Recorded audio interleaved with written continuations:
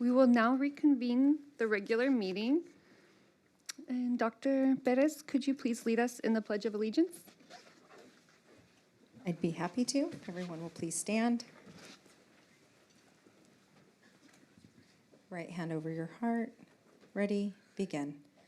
I pledge allegiance to the flag of the United States of America and to the republic for which it stands, one nation, under God, indivisible, with liberty and justice for all.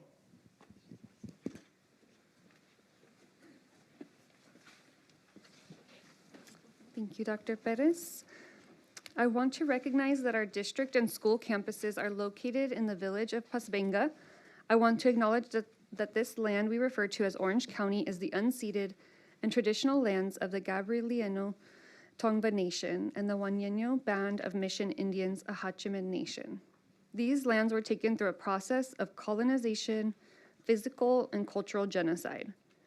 I want to pay my respect to elders, both past and present, as well as the Tongva and Ahachiman youth who have attended and are currently attending our schools and in neighboring districts. At this time, we will move to our report of action taken in closed session. Ms. Quiros, do we have any action items to report out? We do.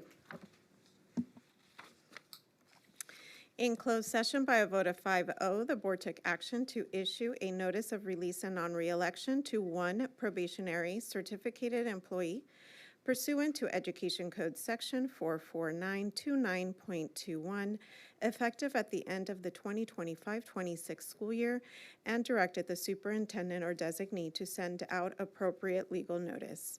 Moved by Ms. Magdaleno, seconded by Ms. Brazier-Aceves. Board members with the yes vote, Ms. Brazier-Aceves, Mr. Bustos, Dr. Alvarez, Ms. Lebsack, and Ms. Magdaleno.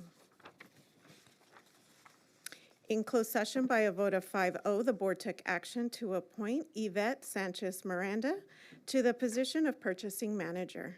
Moved by Mr. Bustos, seconded by Ms. Lebsack. Board members with a yes vote, Ms. Brazier-Aceves, Mr. Bustos, Dr. Alvarez, Ms. Lebsack, and Ms. Magdaleno.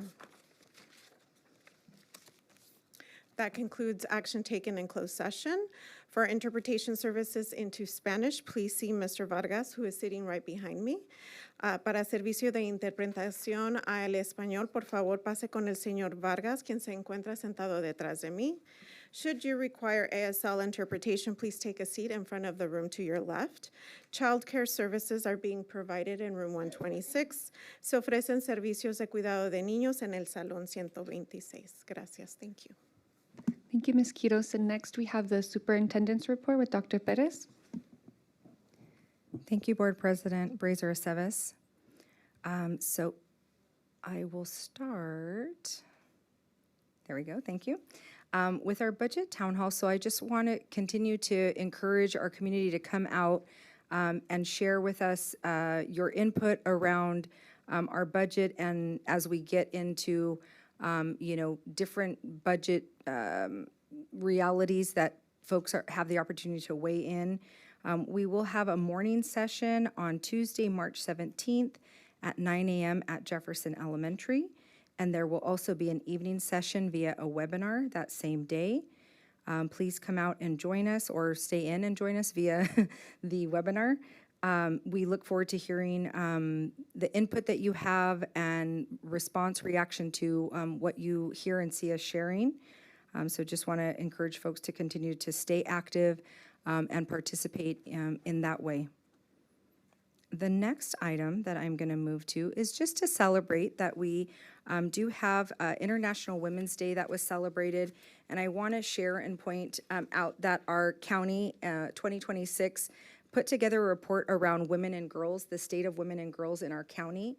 This had not been done in quite some time, so I encourage folks to take a look and see, what things are looking like, how things are stacking up for women and girls within Orange County, and just to celebrate all of the women, in our world, moms and, wives and teachers and, all of the things, the roles that we serve, that on a daily basis. We have to move in and out of, from being the superintendent to being the wife to being the, whatever it is, it's not easy. And so just want to celebrate all of the amazing women in this world and all the contributions that we make, and to our young girls, identify that role model, identify someone who's doing what you aspire to do, and introduce yourself to them so that you grow your network and you have folks around you that you can look up to. I mean, I know that's a big deal, and I'll speak personally for myself. As a young girl, I was craving that, always looking for where are there women in spaces where I wanted to be, where were women who looked like me. And so I just encourage you to do that. Thank you. And we will move to our recognition of Boca de Oro. If you were able to participate, I actually probably don't even need to say anything. But for those of you who were not able to participate, it's such an amazing event every single year. Just to see the talent in our community, to see culture on display, to see our students really be very vulnerable. Actually, there's a picture there, and I had the ability to hear this young woman who's part of our speech and debate, and she's there in the purple suit, and what she shared that day was very, very profound, and I didn't get a chance to connect with her immediately following, but I will, because I'm curious about whether that story that she was sharing, was there what was the personal connection? I knew there was one because it was too deep, and you could feel the emotion when she was sharing her story. But again, seeing our students being, performing and just being out there was beautiful. Although it was very, very windy, we did get through. But I just want to thank the community for showing up and coming out, and for all of the partners across the city who pulled together to make this event happen. So thank you. And then I would like to acknowledge and very excitedly congratulate Yvette Miranda, Sanchez Miranda, for her being appointed as the purchasing manager.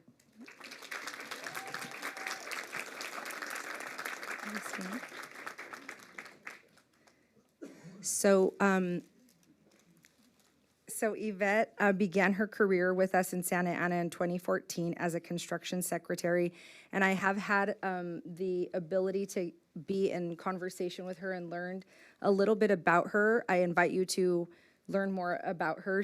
Her background is not what you would expect, is what I will say. That's the teaser.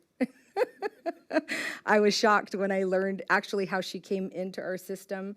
And so that she is operating and serving in this capacity, we're thrilled. And so congratulations.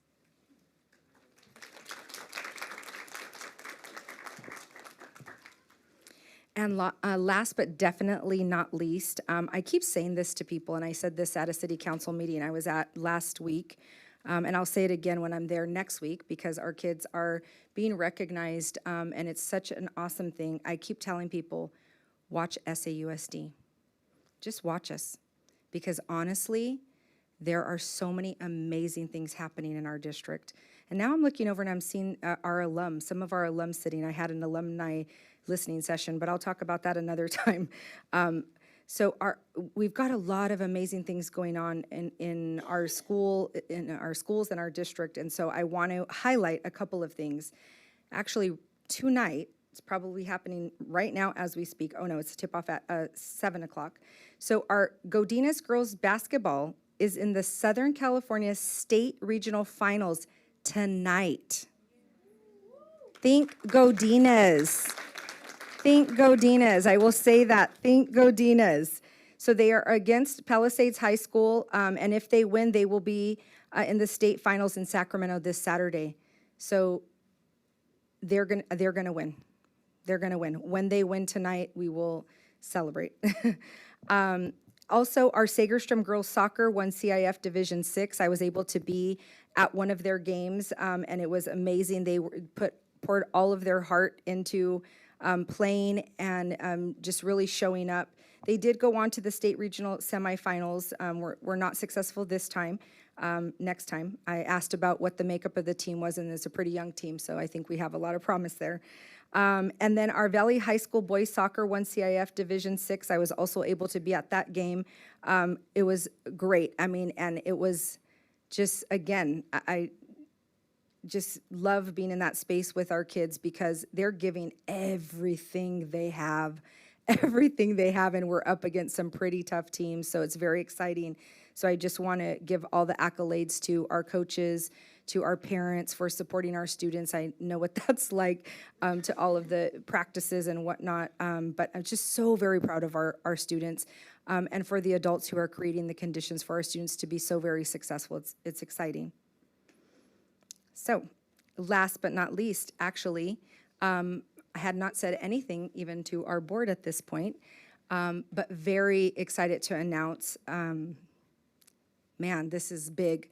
So a huge congratulations to our schools who are identified as California Distinguished Schools for the 2026 school year. We have MacArthur Fundamental, Intermediate, Godinez Fundamental High School, and Middle College High School. So to those school site teams, congratulations. I'm so very proud. We have not had this in a little while. I keep asking every year, the team knows, like, hey, you know, I know the time period. I'm like, did Distinguished come out? So this is very exciting. And again, just watch us. So keep track of what's going on in SAUSD. This is more to come. But a huge congratulations, because this does not come easy. And I know a lot of strategic and intentional decisions have to be made in order to accomplish these things. So thank you to the leaders of those schools, and thank you to the entire community, the parents, again, for their commitment and partnership in ensuring that our students are showing up and doing their best and giving their best. So thank you. With that, turn it back over. Thank you, Dr. Perez, and congratulations again, Ms. Sanchez Miranda, and to all of our students winning big level games, making us proud out in the field, out on the court. Thank you for representing SAUSD, and congratulations to the schools that received the California Distinguished School honor. So with that, we will transition to our student board member reports. This will allow our student board members to provide their board reports. And Ms. Gomez, I know we organized and arranged for you to begin. So with that, I'll pass it over to Ms. Gomez, and then each board member will have, each of the student board members will have 3 minutes for your report.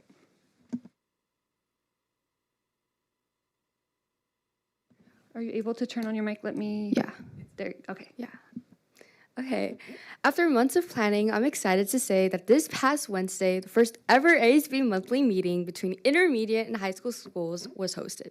We were able to meet under the same roof and share our experiences, suggestions, and success stories.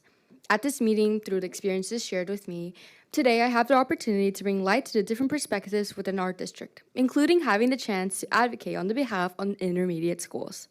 To start off, Segerstrom High School wanted to congratulate Emily Marquez for placing 8th in CIF Wrestling Finals and for also qualifying for Masters in Wrestling. Moreover, Willard Intermediate is also super excited to report that girls soccer won their first game against Escada and wanted to give a shout out to Annabelle Escobar, who scored 3 goals, and Ashley Pineda, who scored 1. These experiences reflect the community, passion, and dedication our students demonstrate through their consistent commitment to athletics and leadership. Thank you, Ms. Gomez. That was a wonderful report. Thank you so much. And next we have Mr. Abascal. I also wanted to congratulate all the schools and all the accomplishments that we got to hear at the SAUSD ASB meeting. A couple other things that were shared were concerns that different students from the student bodies from the high schools and intermediates had. One of the main concerns that they had was that smaller team sports for smaller schools were concerned about their schedules being released on time, as the schedules typically come out late. And the other concern that they had regarding sports at smaller schools for smaller teams were that the scheduled games were typically always in the morning, so students weren't always able to attend most things for the games, as they take place at the time as other clubs and other events that students have to be at. Another concern that came up was funding concerns for different programs at high schools, including things like ASB funding and allocation. There wasn't really much specifics about that, but as your student board members, we want to share with the community this so that way we have transparency between the students, the teachers, and the people who run the district. And we wanted to share that we will be working with the teaching and learning team to oversee any ASB and athletic concerns that students have brought up in order to see if there's any changes that we can make to better the students' experience. Thank you, Mr. Abascal. That's incredible that you've already identified the solutions. That is so impressive. I'm going to model my board comments after you. And next we have public presentation. Ms. Quiros, do we have anyone wishing to give public presentations? Yes, we have 4 public speakers. Okay, so before we proceed, please note the following. The board president will enforce board policy 1313, which imposes rules of decorum and civility in the conduct of this meeting in this facility. Should any member of the audience act in a manner inconsistent with the requirements imposed by that policy, or who interrupts a speaker at the podium, makes comments that are deemed derogatory of the speaker and his or her message, or which are threatening in nature, she shall be warned to stop such conduct and asked to leave the meeting if it occurs again, or will be removed by law enforcement pursuant to Board Bylaw 9323. Any speaker who has been subjected to such treatment may contact the office of the superintendent at 714-558-5512. And speakers will have 3 minutes. Ms. Quiros, you may begin. Okay. We have Rodolfo Duarte, if you could please come on up, followed by Darren Shimasaki, Greg Marzilli, and Johnny Duang.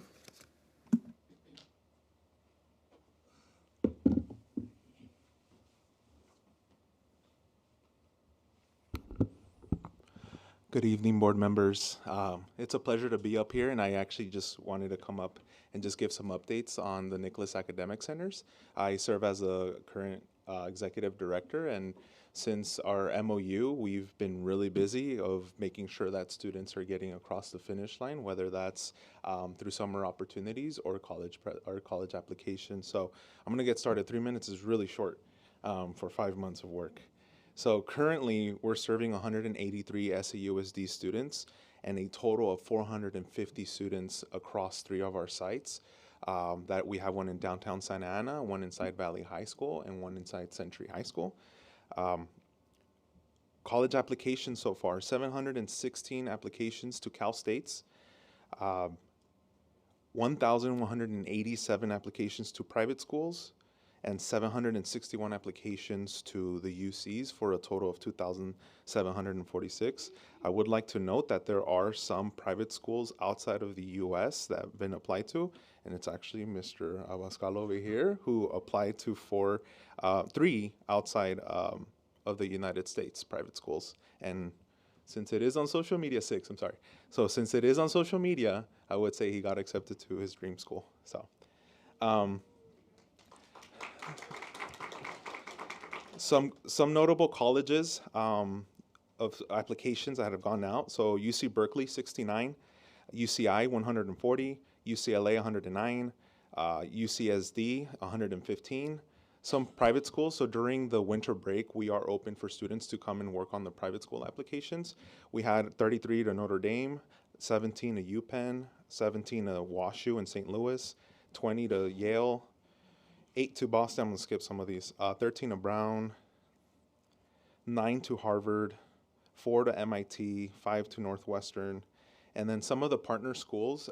We are partnered with some schools, making sure that students receive their adequate financial aid. Chapman University, 84. Cal State Fullerton, we pay for a space for students to be on campus and get additional resources so they can graduate on time, 147. Allegheny College, 26. Colby College, 5. Hope College, 12, Morningside University, 45, and my alma mater, 7.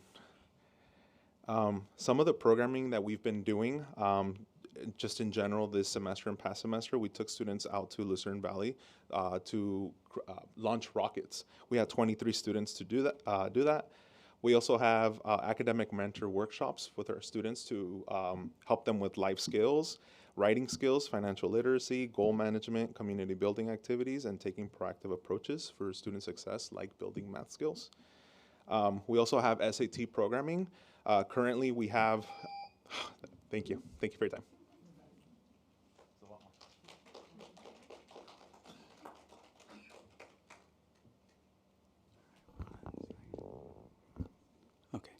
Hi, good evening, board, Dr. Perez, and awesome people watching at home. My name is Darren Shimasaki. I'm a 7th and 8th grade history teacher at Henninger. At the Boca de Oro event on Saturday, I was able to watch so many of our wonderful student groups perform. All the bands showcased their hard work, and the dance performances were really something to watch. The speech and debate performances at the Frida were also phenomenal. Speaking of speech and debate, there's a group of speech and debate teachers who were released last year and then brought back under temporary contracts. They didn't even get the opportunity to coach their students at nationals, which was a huge blow to student morale and performance. Now the same thing is happening again this year. The speech and debate high school programs have grown in size in the last 3 years, and that is mainly due to the quality and rigor of the programs facilitated by these fine educators. Just 2 weeks ago, our schools had multiple students qualify for the state championships at the county tournament, and students from Santa Ana, Segerstrom, and Godinez took first place in their categories. We really need to shout out these accomplishments during board meetings too. Dr. Alvarez, you publicly praised our speech and debate program and recognized them at a recent school board meeting. You told everyone how speech and debate had a special place in your heart because of your daughter's participation in the program. Oh, I guess he's not here. The rest of the school board and our very own superintendent sang their praises and applauded as these students showed off their performances for you. A month ago, our speech and debate team traveled to Harvard and competed against the best the nation had to offer. But the real story is how the speech and debate teachers had to deal with multiple flight delays due to mechanical failures. And in order to bring our students home safely, the speech and debate teachers spent hundreds of dollars of their own money getting our students back home after being stranded at the wrong airport at 1 a.m. on the coldest night of the year. That is dedication. Dedication to the job, dedication to students, dedication to the district and its mission. Last year, the district rightly recognized the value of athletic coaches and saved them from being riffed.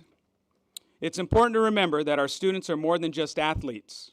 They are academics, scholars, and performers. They all deserve to have a place in our district.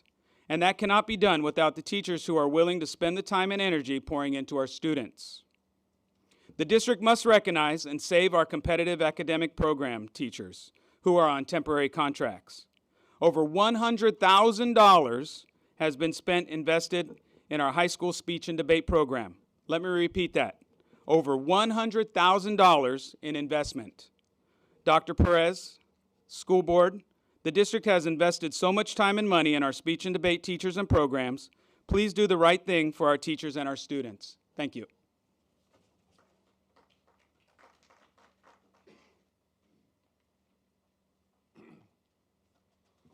Hi, Greg Marzilli, teacher, coach, and union rep from Santa Ana High School. Go Saints. I'm here not to talk about the fun things that we just talked about. I'm here to talk about the CalSTRS audit that we were found non-compliant. It sounds bad, but it's not really that bad. To be compliant, all we need is job descriptions and salary schedules. Salary schedules are so easy that someone, a history teacher like myself, I could put them together. And the job description, well, a counselor in elementary is far different than a counselor in high school. And the big one would be the college and career planning, right? And that's pretty much the distinctions needed. So we could be compliant going that way, but herein lies the issue. The issue is traditionally our counselors have been on a teacher's 187-day salary schedule. That's why we were non-compliant. Our elementary and middle school counselors, they're on 192, they work 192, and our high school counselors work 202. So to make them compliant, we just write the salary schedule and the job description. What happened was yesterday at 4 o'clock, so if you guys aren't familiar with this yet, this came out from the district yesterday at 4 o'clock. We're not going to do the additional job description, which I'll help you with. It can't be that difficult. We're just doing a 192-day salary schedule. And the high school teachers are being given 10 days of supplemental pay. So the high school counselors are being made whole financially in their salary, but what's happening is with reporting that to STRS in such a manner, they're losing 5% annual contribution towards their retirement.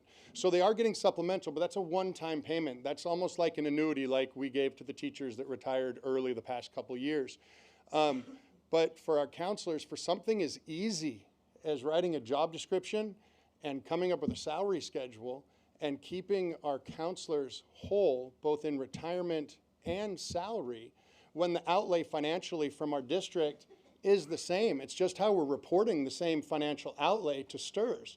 So I beg to you, I'm not a counselor, but I work with them. They're the high school counselors, man, do they do work.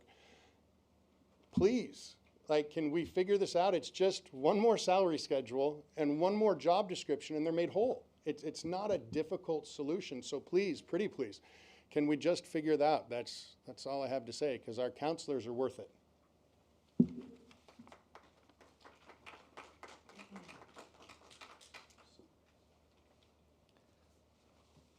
Okay. Good evening, President, board members, superintendent, and staff, and everyone in the general audience today. My name is Johnny Yu. I am the COO of the QD venue. But before I had such a pristine job and was an entrepreneur, I was an alumni of the Santa Ana Unified School District. I went to Sepulveda Elementary School. I don't know if anyone even knows that. It's like closed down now. Oh, yeah, you do? Thank you very much. I was there 20 years ago, yes. So basically, I'm a local event venue that has 3 locations: Fountain Valley, Westminster, Garden Grove. And in the last year, I had 500 events. So I was lucky enough to host 500 for 500 families. 260 of that was quinceañeras and weddings, and 80% of that was of families in Santa Ana school districts. And I'm very proud to be able to say that. Basically, all my events include quinceañeras, weddings, or any type of family celebration, and that marks a milestone in not just the family's lives. It's the young females or the young adults that get married at my venue. So today I'm here to introduce myself and the potential working community partnership proposal that I have. I actually also just sponsored the Segerstrom girls basketball team to host their banquet at my venue. You know, when I was in school, I had it at Round Tables Pizza. So to be able to offer that at my venue, I'm very proud of that as well. And for Dr. Perez, if the Godinez girls tonight win, I'll offer them for free at my venue to have their special event to celebrate. So yeah, pizza party over there, yeah? Other than that, I have a vision and I have a dream to create a lovely working relationship with the district to offer young children and families a place where they can have their special event, their once-in-a-lifetime event. So I would love to support school celebrations such as proms, any type of family events, or even for staff to have their wedding there. I would love to be there when you guys say I do and whatnot.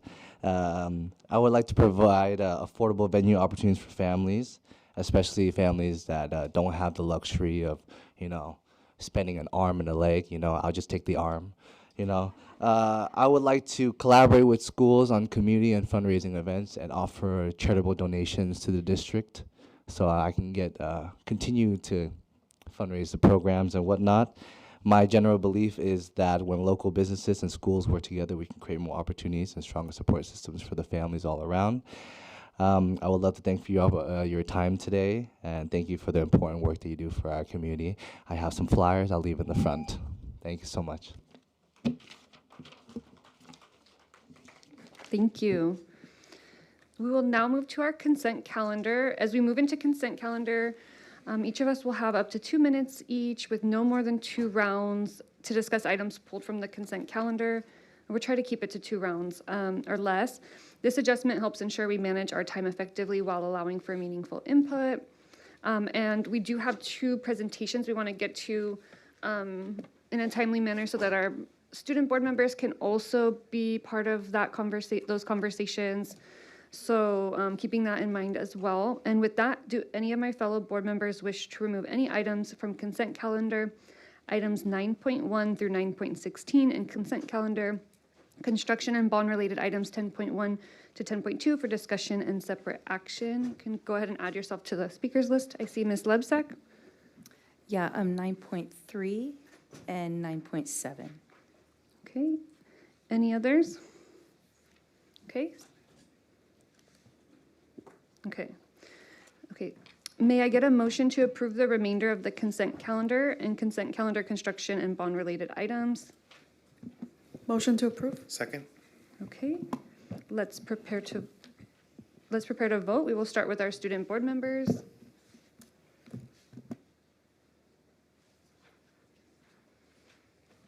Okay, with a 2 yes vote, motion carries. We'll continue with the remainder of the board.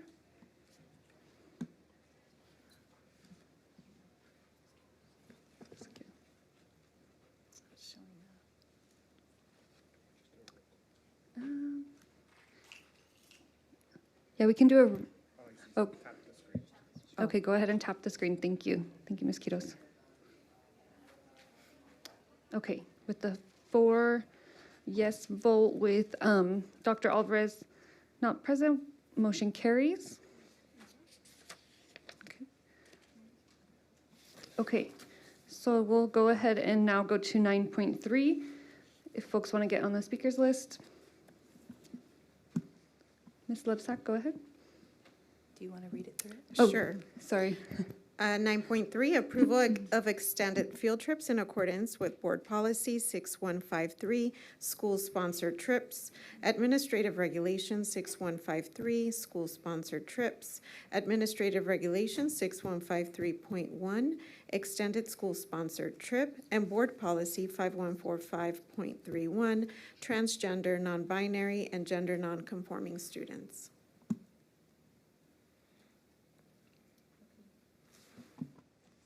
Okay, Ms. Lebsack? Yeah. Last week, on March 2nd, there was actually the Marabelli versus Bonta Supreme Court ruling. And as you may know, a few months ago in Escondido, there were some PE teachers that said they did not want to be dishonest with parents concerning kids' gender identity. And so they went to court with a class action lawsuit. They won that lawsuit with Judge Benitez, and then our Attorney General Bonta paused that. Okay, and then they took it to the Supreme Court, and the ruling was March 2nd, and the parents and the teachers won, saying that they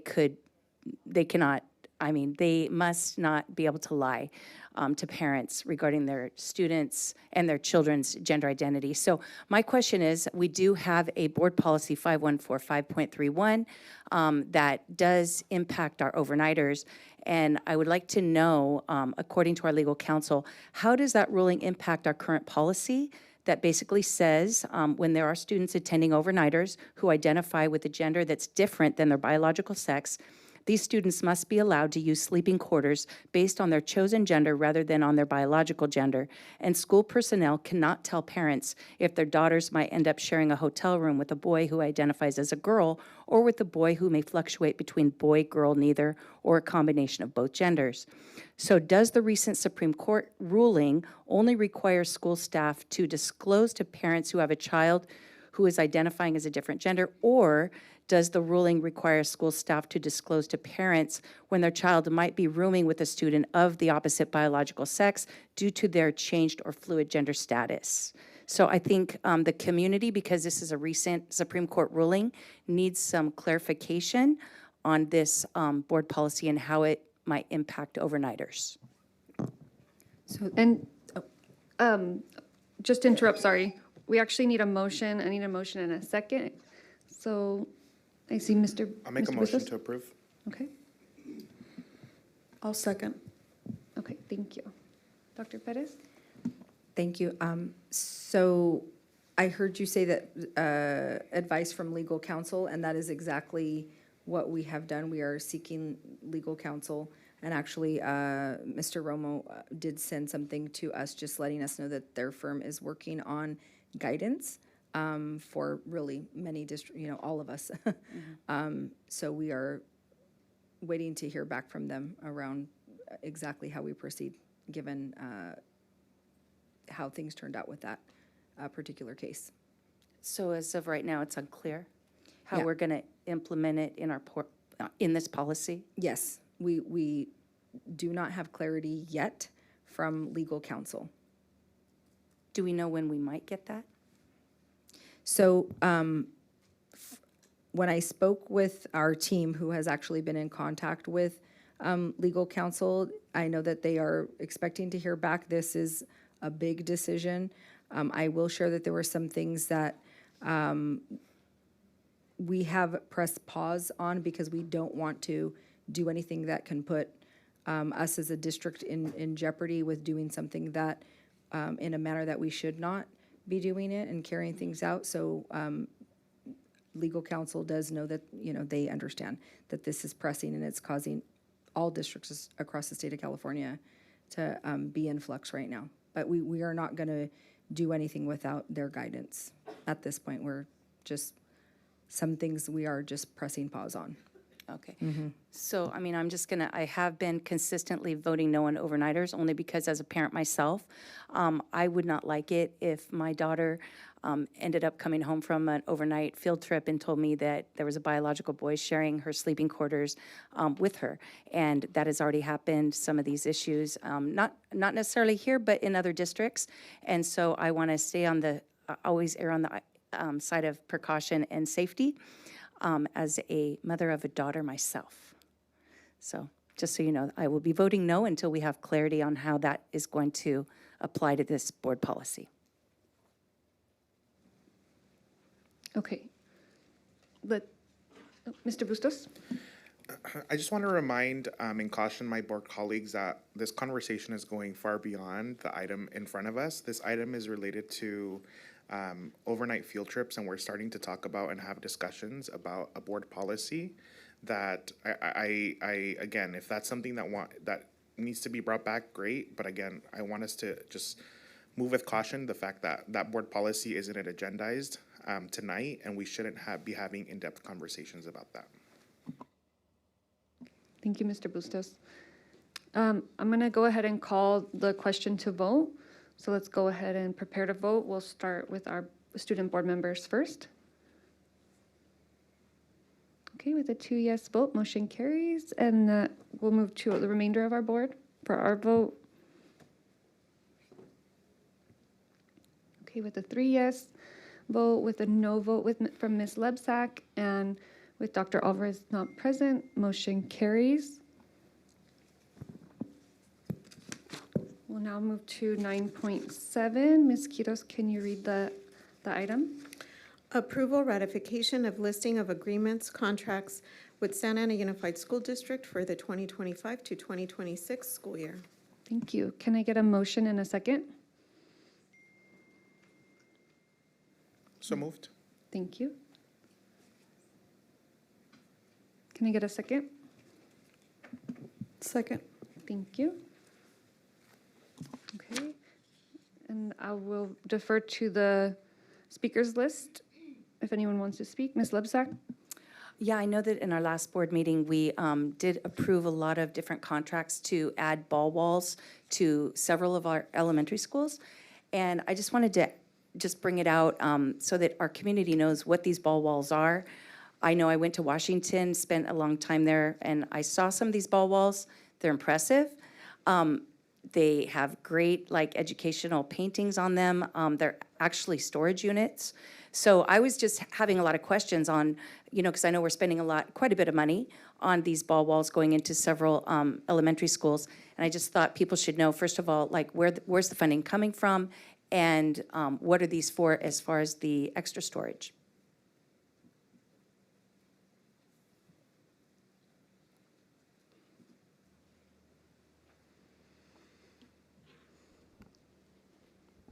Good evening.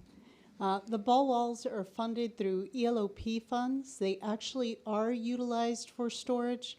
On our campuses, there is a lot of equipment, a lot of materials for our expanded learning programs that need to be stored somewhere. So creatively, the team came together to try to figure out what would be a good way to store these things, but also provide a space that students could utilize and engage in. And the ball wall idea was created. I agree. It's a very creative idea to have storage for our after-school programs in a ball wall. It was a great idea. Thank you.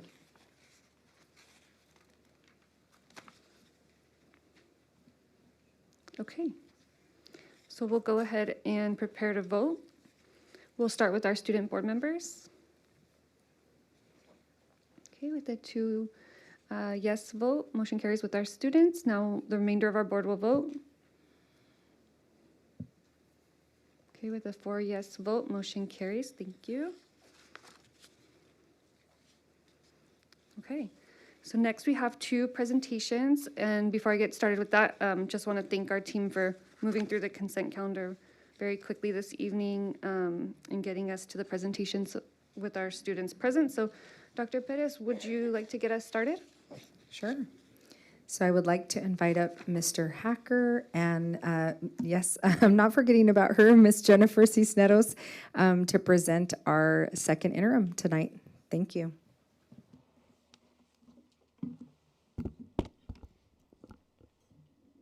All right. Good evening, President Brazier-Aceves, members of the board, Dr. Perez, and members of the Santa Ana community here and watching online. We're here tonight to present the second interim report.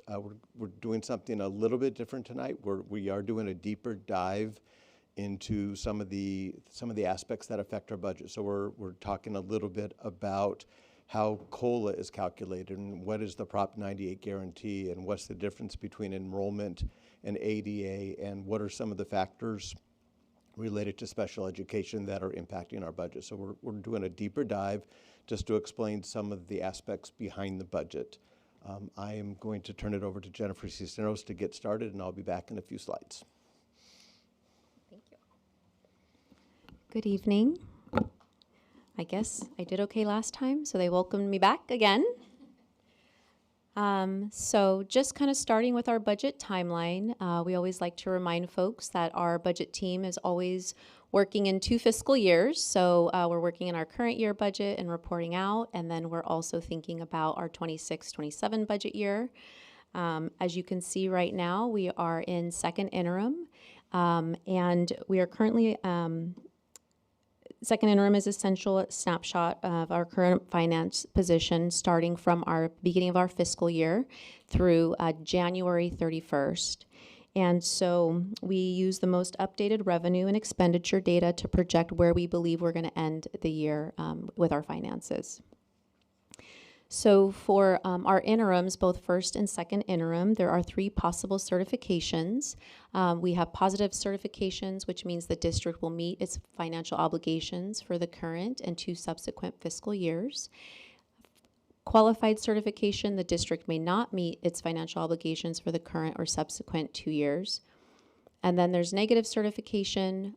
This means the district will be unable to meet its financial obligations for the remainder of the current year or for the subsequent fiscal years. So I'm happy to report, that we will be submitting to OCDE a second interim report with positive certification. So we always like to start, we're going to jump into the finances, starting with our ending fund balance. And of course, this slide is going to come back at the end. We'll revisit it. But I want to point to our 24-25 ending fund balance. We started at 200. We had an ending fund balance of 216 million.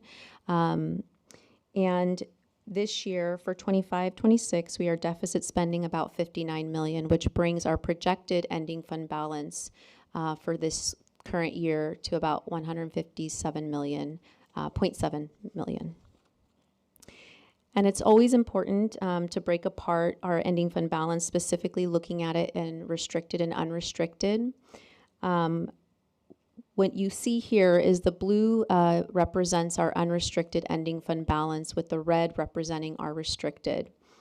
And while the total ending fund balance is important for us to be mindful of, what's really reflects the district's financial flexibility is the unrestricted portion. And so if you look at 24-25, last year, you can see we had a $216.6 million ending fund balance, with 61.5% of that coming from our restricted funds.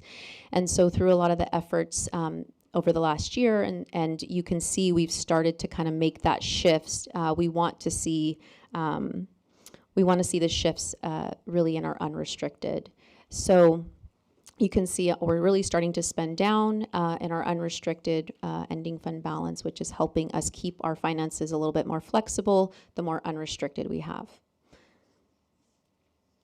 So looking at our official assumptions for revenue, you can see we have our COLA for current year 25-26 at 2.3%, and then you'll see incremental growth over the next 2 years with 26-27 at 2.41% and 27-28 at 3.06%.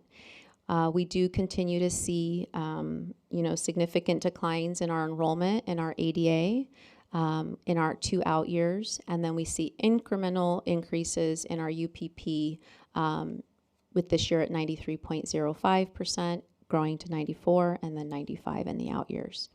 So these are the assumptions we'll be using for revenue, but before we talk about our revenue for this current year, I'm going to turn it over to Mr. Hacker. Can I ask for us to clarify UPP just for our general audience? Unduplicated pupil percentage, which is our who are our students who are English language learners from low-income households, foster youth, and McKinney-Vento.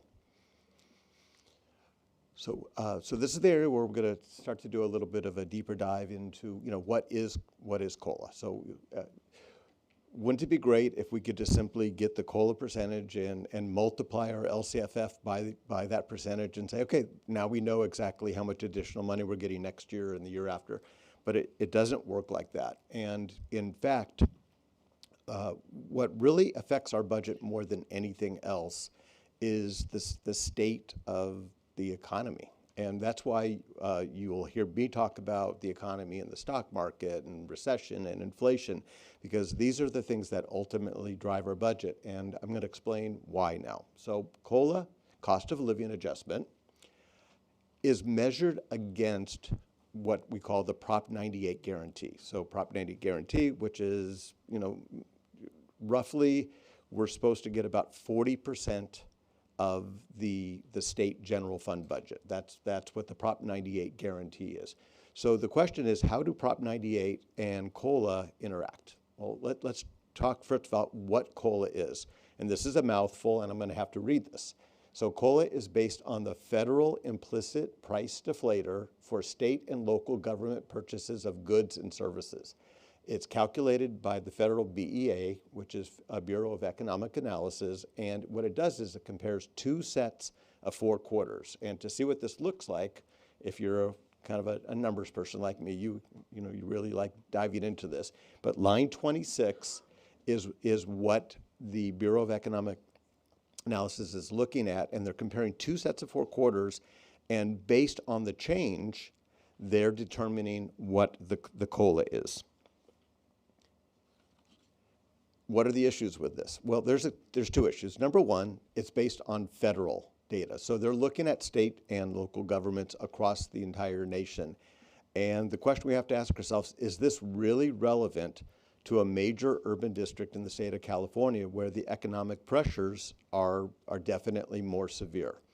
And the answer is no. I mean, so what happens is those COLA figures are actually really lower than the economic pressures that we're facing. So we're seeing we're seeing more significant increases in utilities, in special education, transportation, in terms of cost per route. There's lots of economic pressures that we're facing that other local governments in other parts of the country simply aren't facing. The other issue is that they're aggregating or combining years. So instead of looking at individual quarters, they're combining them. Well, what happens if there is a trend where we're seeing in the last 2 quarters of a year a significant downturn, but that downturn is then aggregated into other quarters and it's not reported out as such? So what it's doing is it's distorting the figures, and that may result in a cost of living adjustment that is not accurate.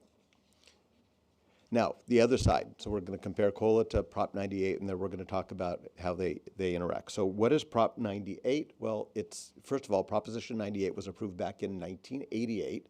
It actually changed the state constitution, and the general thought of Prop 98 is that we automatically get 40% of the state general fund budget, and that's really not the case. It's more complicated than that. There are actually 3 tests, and test 1 is indeed we get approximately 40%. But test 2 or test 3 they take into account the actual state economy, they take into account changes in ADA, they take into account lots of other things, and it's not necessarily automatically 40%. So one thing I want to point out is because of this, there have been historical settle-ups. So we're going to come back to settle-ups in a bit, and we're going to talk about it in great detail. But the other thing to keep in mind, and you've heard me use these words before, there's also been manipulation and maneuvers. And the state will never hesitate to balance their budget on our backs. You have heard me use that expression many times. And almost every year that I've been a CBO, there's been attempts to manipulate the Prop 98 guarantee in order to pull money from TK14 and put it into the non-TK14 parts of the budget. And even the current governor has done these manipulations and has attempted maneuvers, and he's very transparent about it, but he is really trying hard to move money away from TK14 in order to balance their budget. The other thing to keep in mind on Prop 98 is that state revenue can be very volatile. We've talked about this, but in the reverse order, the big three areas of tax revenue that impact TK14, we have corporation and sales and use tax, which together are about 28 to 37%, and then we have personal income tax, or PIT, which is about 2/3. So basically, of the big three, 2/3 of all of the revenue that's coming in is based on PIT, with 1/6 of that, about 15 to 20% of that being capital gains. So why is that relevant? Capital gains is impacted a lot by the stock market. So when the stock market is up over the course of a year, that means a lot of money is flowing into personal income tax, and a lot of money is then flowing into TK14. But if the stock market takes a downturn, then that can negatively impact us. So as much as I don't enjoy doing Google searches for how did the stock market do today, I find myself doing that, especially with what's going on. And one thing that I've seen is that the Dow Jones Industrial Average, that's down 5%. If you go back 1 month from today, we're down 5%. And there are other indices that are also down around 5%. If this trend continues, that portends some sobering news for TK14, and we'll get to that in a little bit. So how do Prop 98 and COLA interact? Well, if COLA is greater than Prop 98, so if those formulas for the implicit price deflator are stronger than the actual state of the economy, so let's say the stock market is down, but COLA is high, then we're going to have what's called unfunded COLA. And the state has the ability to say, yeah, we know what COLA is, but we're not going to give it to you. We can't afford to give it to you. That really hasn't happened since the last Great Recession. So 2010, 2011, my first years as the CBO, that's when that happened. They simply did not fund COLA. But more often than not, when this happens, what they're going to do is they're going to use the state's fund balance. Just like we're using fund balance and we're doing deficit spending, the state could do the same thing. They could deficit spend, use fund balance in order to fund COLA. This doesn't happen often. What happens more often than not is that the Prop 98 is greater than COLA. So those formulas are produce relatively small numbers, but the stock market's doing well, other things are doing well, so more money is flowing into the state. That's when those settle-ups come to play, and I mentioned that before. So what the settle-ups mean is the state says, okay, we got all of this revenue last year, we know we owe it to TK14 on the Prop 98 guarantee, so we're going to give it to them, but we're not going to give it to them in COLA. I mean, we can give it to them in super COLA, and they've done that a few times, but typically they give it to us in block grants, which is why you've seen block grant after block grant over the past few years. Some of that was COVID relief grant funding, but a lot of it is just part of the Prop 98 guarantee. They knew they owed us this money, and that was the way they got this money. So when you hear me talking about COLA, we're presenting it because we have to. Those are the assumptions on which we build our budget. But we know that there are a lot of other factors at play, And when you see this one-time money, when you hear me talking about this, the really anemic COLA numbers and how that's not going to give us the boost in LCFF that we need, but then we get that block grant, now you understand what's happening. It's all because of that relationship between Prop 98 and COLA. I also want to talk a little bit about the relationship between enrollment and ADA. So those are the numbers that Jennifer shared earlier, and you've seen this chart over and over again. This is the decline in enrollment, and it obviously looks very steep, but I want to show some recent trends. So if you go back quite a few years, you're going to see that our average decline was about 3% a year. Starting a few years ago, that went up to be about 5%. So for the last 4 years or so, the decline was about 5%. We're losing about 5% of our students every year. If you look at our multi-year projection, the current year and the next 2 years, with the latest demographics that we've received from our new demographer, Power School demographer, it is actually a 6% decline. And that is definitely one of the steepest declines, not just in Orange County, but in the whole Los Angeles, Orange County metropolitan area. It is significant. There's lots of things that are driving it. We've talked about them on many occasions, low birth rates, economic pressures of living in Santa Ana, other geopolitical pressures, other national political pressures. There are a lot of things that are driving that. But we don't get funded on enrollment, so it's important to talk about it, but we also have to talk about ADA. And ADA is just simply average daily attendance, and it's basically the students in seats. And so you'll see that we have declining enrollment, that's that top line in purple, but we also have corresponding declining ADA. And that difference is what we call an ADA factor. And some people call it an attendance factor, but that's a little inaccurate because there are other things at play other than whether or not students are actually coming to school. So let's talk about these. So first of all, what is the official enrollment? Well, enrollment, what we're measuring every year is what is the enrollment as of CBED's Information Day, which is the first Wednesday in October. This year, that was October 1st. And then we have, for ADA, the official number that we use is what is our P2 ADA. So that is the average daily attendance from the beginning of the school year through the end of the P2 period. And it changes every year, but this year it is March 27th. And the relationship between those two, so you can see, is what we call the ADA factor. So current year, the ADA factor is 93.4?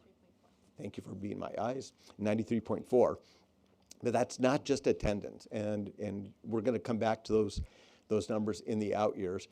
But what that 93.4 is, it's a combination of attendance and attrition, and these are our actual assumptions. So when we're doing this analysis, we're not aggregating everything, because when you aggregate everything, you lose sight of trends. We get a different LCFF rate for our TK through 3 students than we do for 4 to 6, and there's also a different rate for 7 to 8 and 9 to 12. So when we're looking at what's driving our revenue, what are the trends? What are the attendance trends for each of those grade spans? And what you see for 25, 26, those are the actual numbers that we are seeing. And then we've done projections in the out years, in some cases, increasing the numbers incrementally, not just hoping for better, but actually knowing that there are going to be plans to try and drive attendance.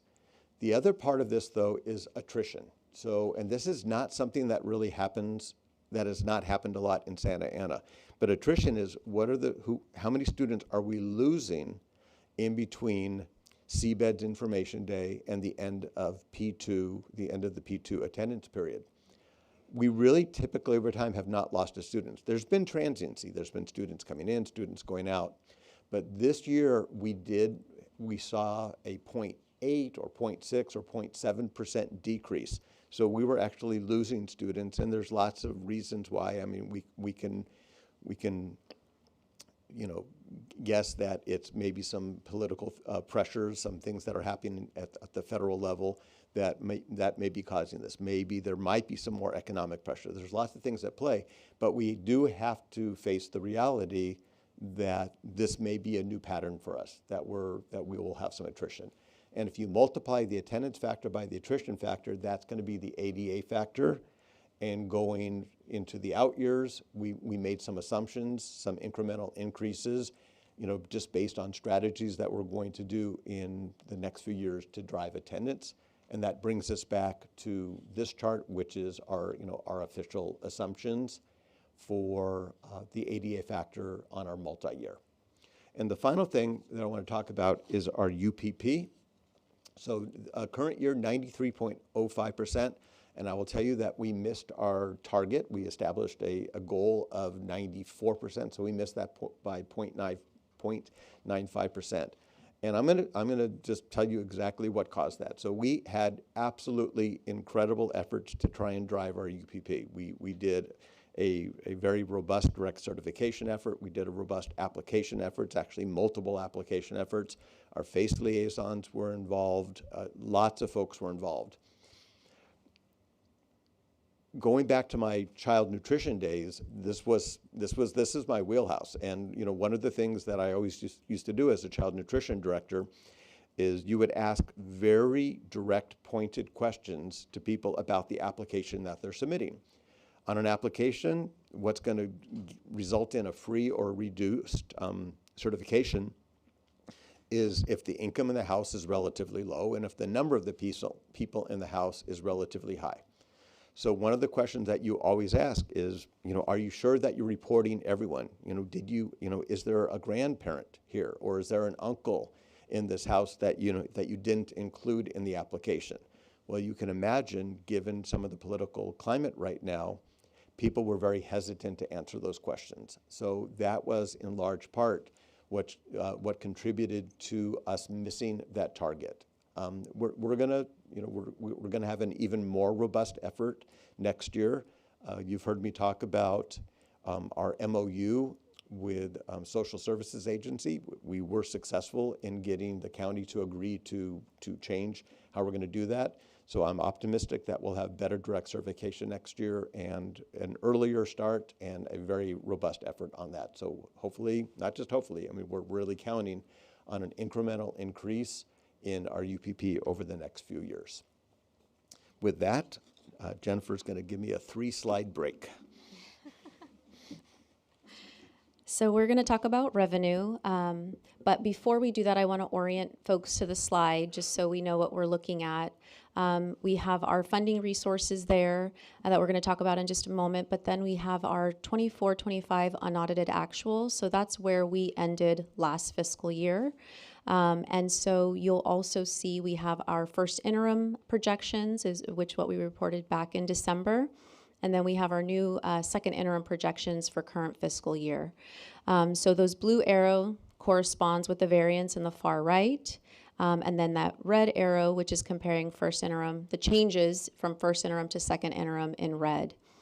So when we look at our LCFF resources, our source, you'll see that there was a slight decrease from where we ended last year to what we're projecting for second interim at about 581.5 million. That's largely due to declining enrollment and ADA. For federal revenue, you'll see that there is a variance between first interim and second interim. There's a slight decline, and that's really primarily due to Title I. And at second interim, we updated the estimates based on final award notifications and revised carryover to better project Title I for this current year. The other state revenue, you'll see there's relatively no change from first interim to second interim. And then for other local, the other local is largely in part to our Medi-Cal reimbursements. So you'll see that in the unaudited actuals, we were at about almost 53 million, compared to second interim, we're about 46. The challenge with Medi-Cal reimbursements is we know we've submitted for the reimbursements, but we really it's really unpredictable about when that money's going to come in, and we don't book it as revenue until it is actually received. Looking at first interim to second interim, we've already seen an increase of about 12.4 million in our other local revenue.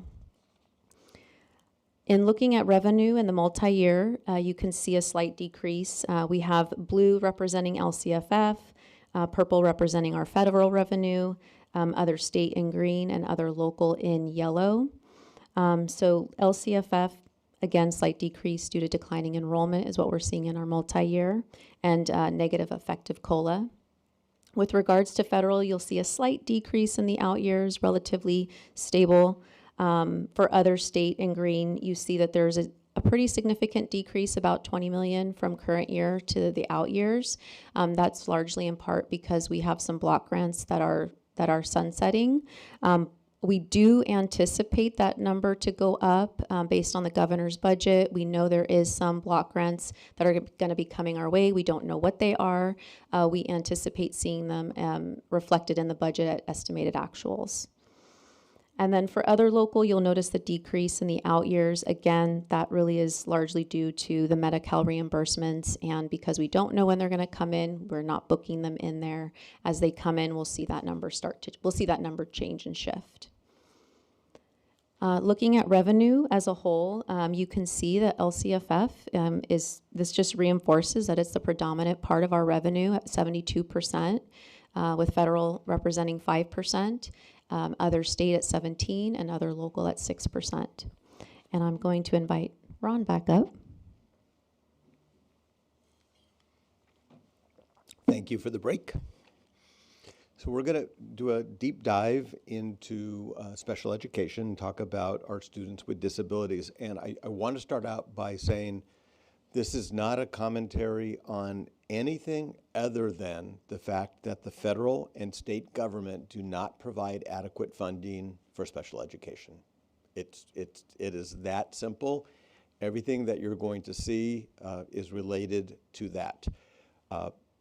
That affects every district in California. It affects every district in Orange County. It affects us a little bit more. We're going to get into that. But this first slide and the next slide are actually slides that Orange County Department of Education shares with chief business officials every year. And what you're seeing on this first slide is the cumulative contribution from unrestricted general fund to special education. So what you see is the cumulative impact over time from 2002-3 to the last year. And last year's the last year that we have for them. That is a cumulative contribution of $11.6 billion. That's not cost. That is not the cost of special education. That is just what the unrestricted general fund has to contribute in order to make up the difference between what the state and federal government are funding and what they're not funding. They are not funding such a huge percentage of it. That is why this contribution has to be made. This next slide looks at it year by year, and what you see is every year it goes up, with the last year being a contribution of $1.2 billion.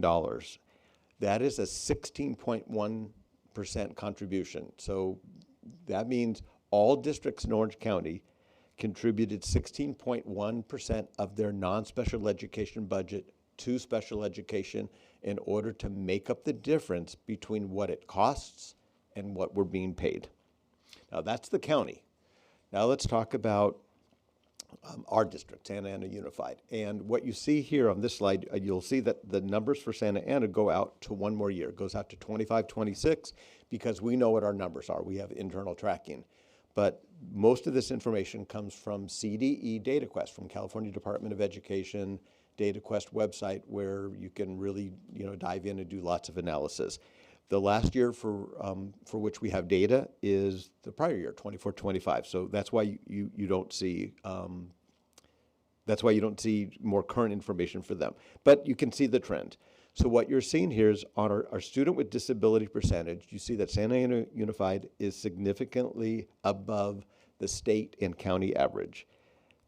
Orange County average is that bottom line, blue. The state average is purple, and we're that red. And you can see that we're quite a few percentage points above the county and the state. More as important, I think it's important to look at what are those changes. So you start off on the left side of the chart with just incremental changes. Starting a few years ago, it started to go up about 1% a year. And from last year to this year, it went up 1.5%. So these are really significant increases, and you could see that gap between Santa Ana Unified and state and county average. You could see that gap get wider and wider. Now, when we compare ourselves to actual school districts in the county and elsewhere, what this chart is, we're off to the very left. So you see Santa Ana Unified with our 16.9% student with disability percentage. So 16.9% of our students are in special education programs. Then you have the state average, which is about 2.5 percentage points lower, and then you have the county average, which is 3% lower than we are. Then, as you move to the right, you see some of our neighboring districts and some of the larger districts in Orange County, and you can see that we're significantly above, where we have higher student with disability percentages than all of those districts. And then when you widen the net and you start to go out in other districts in the state, looking at large districts, because we still are a large district, you could see that we have a higher student with disability percentage than just about all of these districts, with the exception of San Diego and Oakland. Now, that's districts. Now let's compare ourselves to charter schools. So these are all the charter schools that are physically located in Santa Ana. And once again, you have our percentage off to the left, you have the state and county average, and then you have the charter schools and they're sorted from the smallest student with disability percentage to the largest.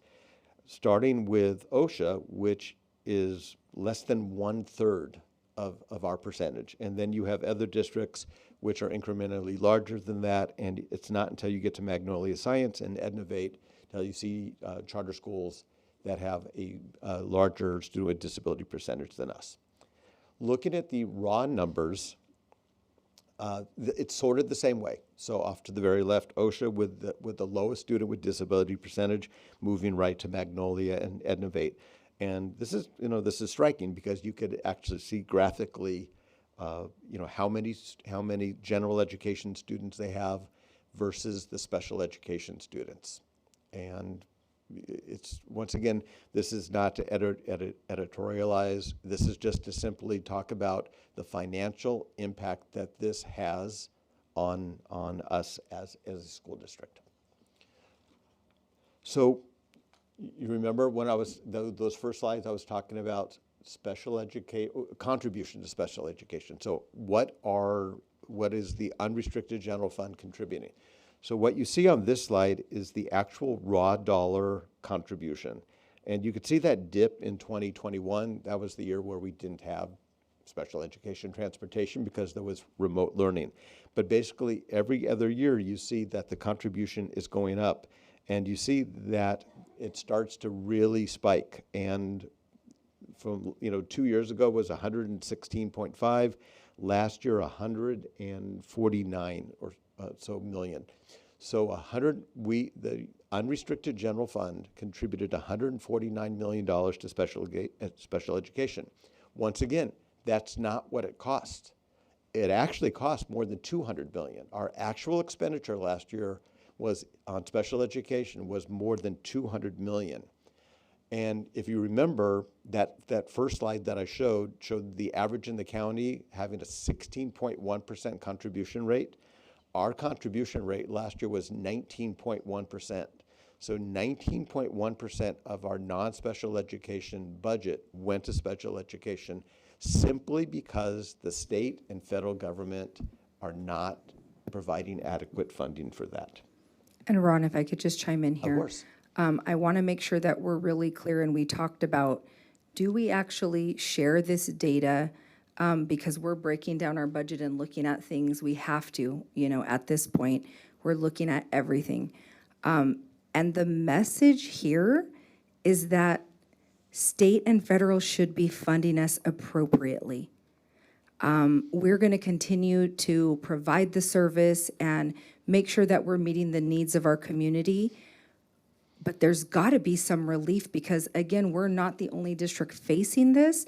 We just happen to be a little more ahead of the curve, and I tend to find that that's what happens in Santa Ana. We're at the ahead of the curve on many things. And so we need to be mindful, and you know, I'm going to point to something that was on the agenda last board meeting with Prop 55 and asking for appropriate funding. That's part of it. I mean, but there's so many more pieces to this that we need to be mindful and aware of. And so we share this information to really present the realities of what you know, we're working with as a district. And so I just want to remind folks, yes, this is the financial pieces of you know, of our students with disabilities. This is not any way imply that we are not going to continue to be committed to providing the supports and service to our students that they need and that they deserve. But we have to be looking at these things, and the more that people are aware of them, the more that people can help advocate and speak to. And I know that we've taken action with a few of us, you know, myself including a few folks on this board who went out to DC to really try to speak with our legislators around this topic. Thank you for that. And just one last point before I turn it back over to Jennifer. In having conversations with other people in the district about this, the question that I kept getting asked is, what's causing this bigger contribution? Is it more special education students?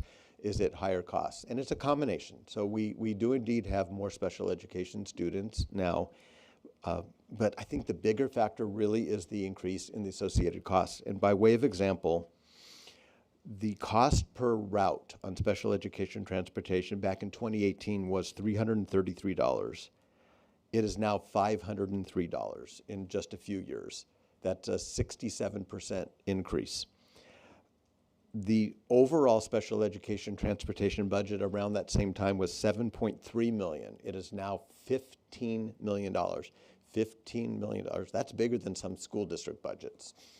But $15 million for special education transportation, it has basically doubled in a very short period of time. So, and think back to when we were talking about COLA. So COLA, the implicit price deflator, that's measuring governments, okay? Is it accurately measuring us? No way. I mean, so those are the economic pressures. And I mean, I know this, with the pandemic, there were special education transportation providers that left the market. They just said, we're out. They left in the pandemic and they didn't come back. Less competition, that means they could raise their prices. And that is what has happened across Los Angeles and Orange County. So that's why we're seeing those higher economic pressures that COLA just can't, you know, meet. And turn it back over to Jennifer. Okay, so we're going to start looking at expenditures, and we're going to start with salaries and benefits. And just again, orienting folks to the slide, we have unaudited actuals here from 24-25, our first interim projections for current year, and our new updated second interim projections for current year.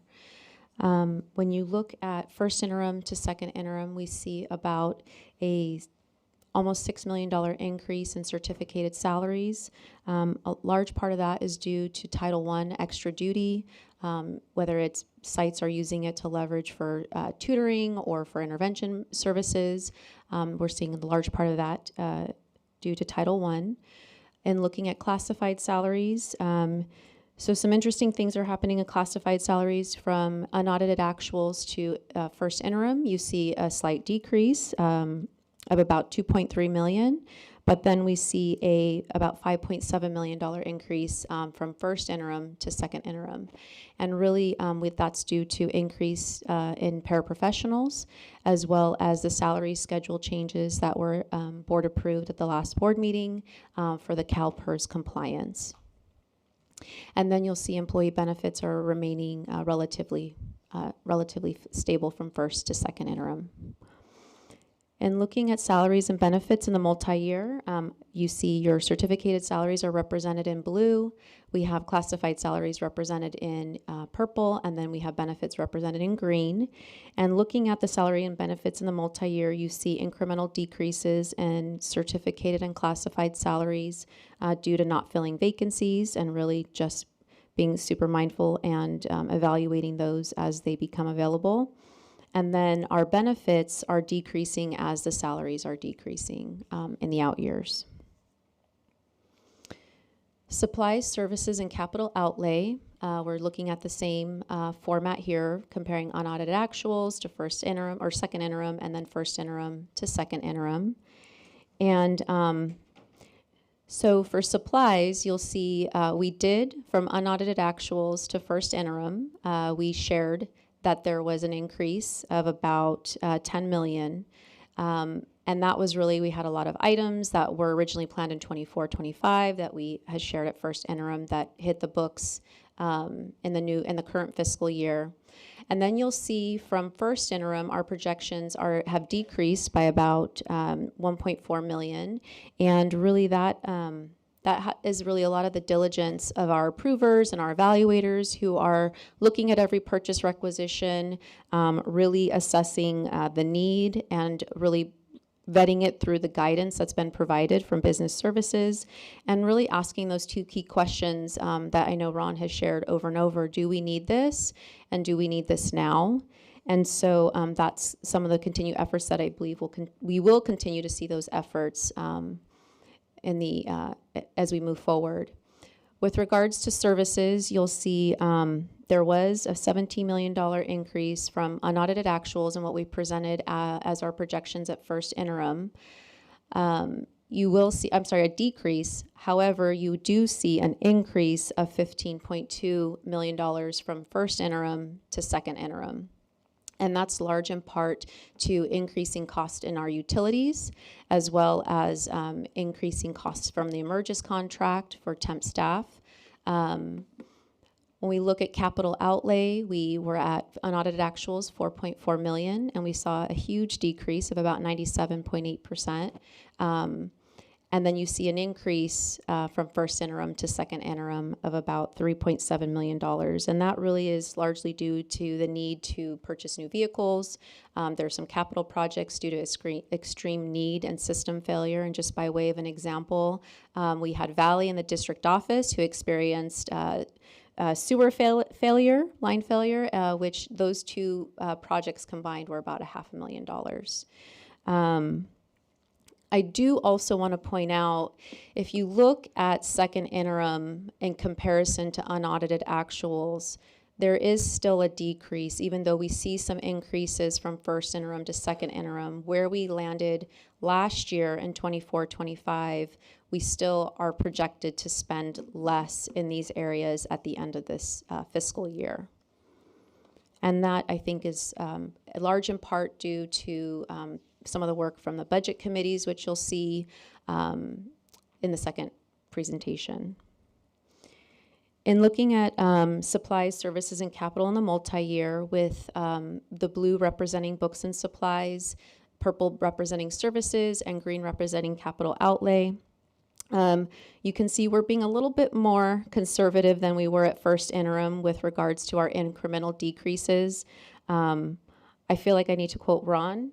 We can't keep our heads in the sand, and we have to just really be mindful of these costs. The cost of things are really going up. Like I shared, utilities is something we're seeing. Ron talked about transportation. It's transportation for special ed, but there's also other things, other programs and services that leverage transportation, and their sports is a huge cost when it comes to transportation, and they're not getting any additional funds. And then services like Emergis contracts. In looking at our expenditures as a whole, this slide really demonstrates that salary and benefits make up the vast majority of our budget at 81%. And just starting with certificated salaries in blue, you can see they account for 33% of the budget. Moving clockwise to classified salaries in green, 17%. Management salaries are represented at 5%, and then benefits 26%, and then the rest of the budget is 19%. This slide is looking at revenue and expenditures as a whole, and you'll see that the green line represents our total revenue, with the purple line representing our total expenditures. And you can see that the green line was outpacing, the revenue was outpacing the expenditures throughout the pandemic with federal and state government funding allocations. And as that money ran out, you can see in 23-24 is where we started to deficit spend. You can also see a huge decline from 146 million deficit spending in 24-25 to our current year of 25-26, we're deficit spending by 59 million. But the thing is, in the out years, we're continuing to narrow that deficit. So the purple and the green line are getting closer and closer together. So back to our ending fund balance, where you can see we continue, you can see as we continue to deficit spend, it is impacting our ending fund balance. So at the current year, we are projecting to end at about 157.7 million. In the out year, 26-27, about 100 million, 100.6. And then in 27-28, we're about 67 million for our ending fund balance. Okay, I've really studied this slide. So again, the ending fund balance, it's really important for us to look at what portion of that is our unrestricted, makes up our unrestricted funds. And so what you see on this slide is the green line is representing our total ending fund balance, and the purple is representing our unrestricted ending fund balance. And yes, we do have a structural deficit. And prior to the pandemic, so in 2018, 2019, the ending fund balance, the unrestricted total of our ending fund balance was about 78%, which is considered healthy. During the pandemic, you can see that gap really wide in 22-23, where our unrestricted was representing about 53% of the ending fund balance. And as we look to our 2 out years, we are getting closer to pre-pandemic percentages. And so we're moving in the right direction. One thing that I really want to point out is that red line at the bottom, which makes up our minimum required unrestricted reserves. And you can see that our district is required to maintain a 2% minimum reserves at 30,000 ADA, which you see represented there in 25-26 and 26-27, and it's pretty stable at just above 16 million. However, in the previous slide, when we were looking at our projected ADA, that is where in 27-28, we dip below that 30,000 mark, which means our unrestricted minimum required reserves jumps up to 3%. And that's why you see a $7 million increase in our minimum reserves in the out year.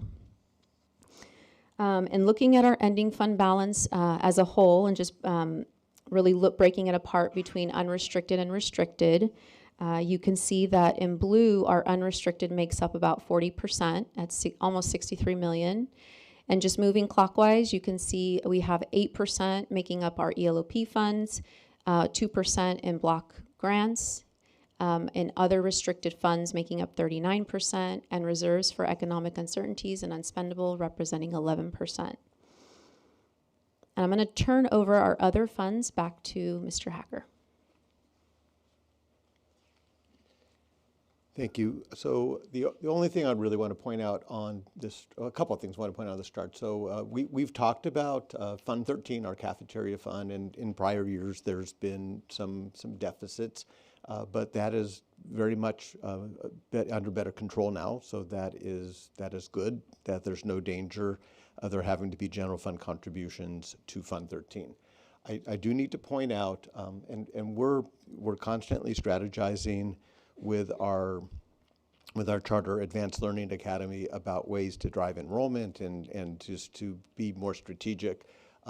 even though you see that there's not much change, I do have to point out that there was an $850,000 contribution that we made at second interim from general fund to Fund 9, which is that charter fund for Advanced Learning Academy. We're keeping our eye on it. We're having discussions about it. We have conversations with the principal. Cabinet has their back. I mean, we understand that this charter school is an important part of the district, so we're going to work with them on ways to get this under control so that we don't have to do general fund contributions. And the final thing I want to point out in this chart is you'll see a lot of movement on our various facilities funding. You do see some incremental decreases in Fund 21, which is that's our bond fund. It says building, but that's a bond fund. That's normal because, of course, we're spending down the bond fund. But you actually see increases in some of those other facilities funds. That is, as developer fees are flowing into Fund 25, that helps us. We also have state modernization money flowing into these funds. You've heard us talk about this in facilities presentations, where we're taking advantage of every single resource available that the state offers for modernization, for CTE construction, everything. That money typically doesn't flow immediately. We'll fill out an application. It's even slower than Medi-Cal. Sometimes it takes years to get that money, but you do see those increases in those funds as that money is beginning to flow. Coming back to our budget timeline, next steps are May revision. So we're going to see the governor's May revision shortly, and that's going to help us understand what the next few years look like. And at the same time, we're going to be taking a look at our estimated actuals, which is part of budget development for 26-27.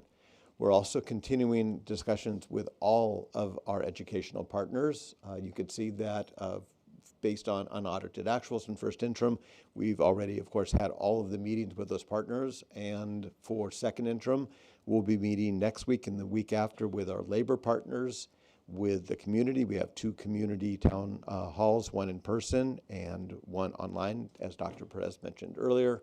And then, of course, we also have a meeting with our entire leadership team to make sure that we're all on the same page. We all need to calibrate around the same message. We all need to be working towards tackling the district's structural deficit. There's no way that we're going to do that on our own. There's no way Cabinet's going to do it on our own. It's going to take every partner working together, rowing in the same direction to get there. With that, I will open it up for questions. Oh, of course. I just want to take a moment to acknowledge Tatiana Garcia, our Director of Budget and Accounting, who's in the audience and has been such a breath of fresh air and a welcome to Santa Ana. And we are very blessed and privileged to have her on our team, and as well as extend an appreciation to our budget team, because they really make the magic happen with the numbers. So I just now turn it over to questions. Thank you. Thank you so much for the thorough presentation, and we'll open it to discussion. We do have another presentation very much related to this one, so just to my colleagues, want to keep that in mind. Some of the questions might overlap as well. But go ahead and let's add ourselves to the speakers list. And I see we have Ms. Lebsack. About slide 35, special education.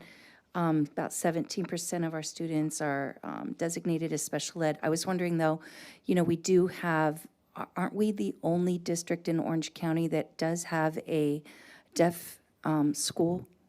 So that would be an entire school that is special ed, and wouldn't that impact that percentage?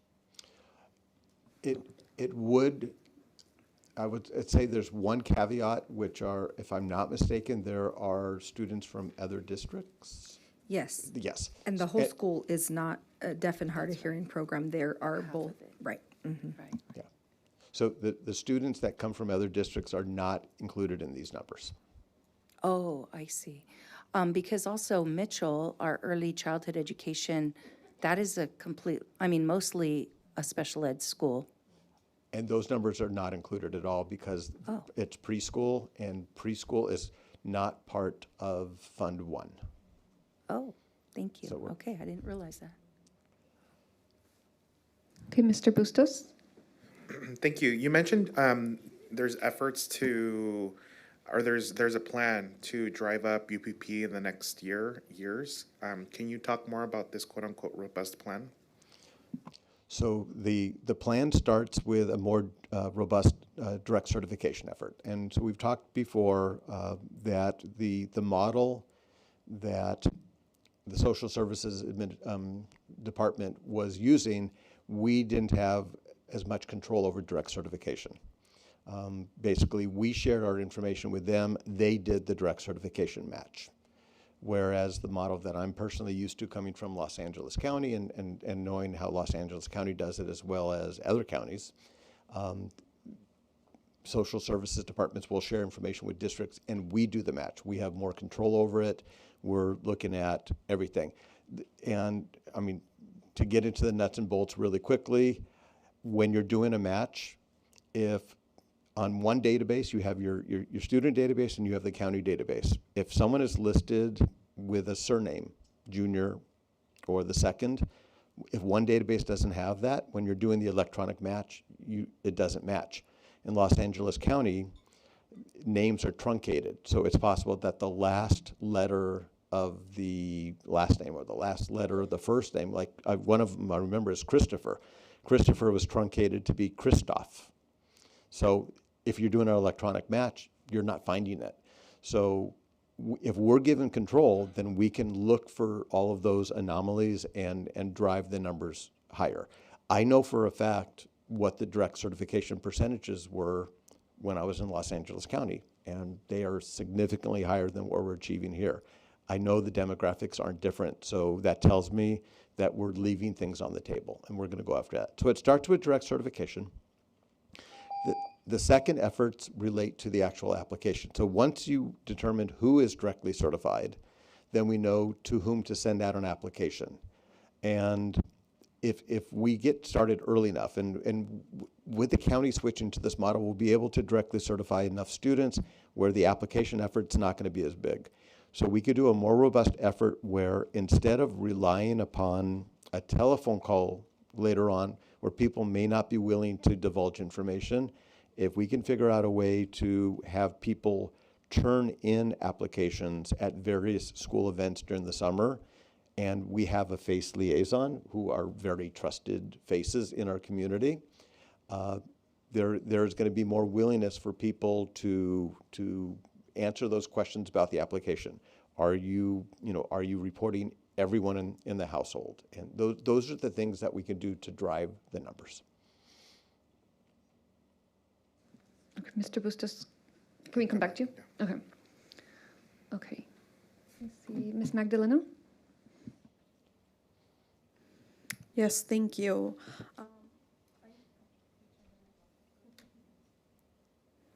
Thank you. I know you mentioned that we'll be entering our second interim with a positive qualification, so that's great news. Thank you for all your work and you and your team. Can you highlight a couple things that we're doing as a district to keep us in a positive qualification? I'm going to point. The thing about tackling a structural deficit, and I've seen this for years and years.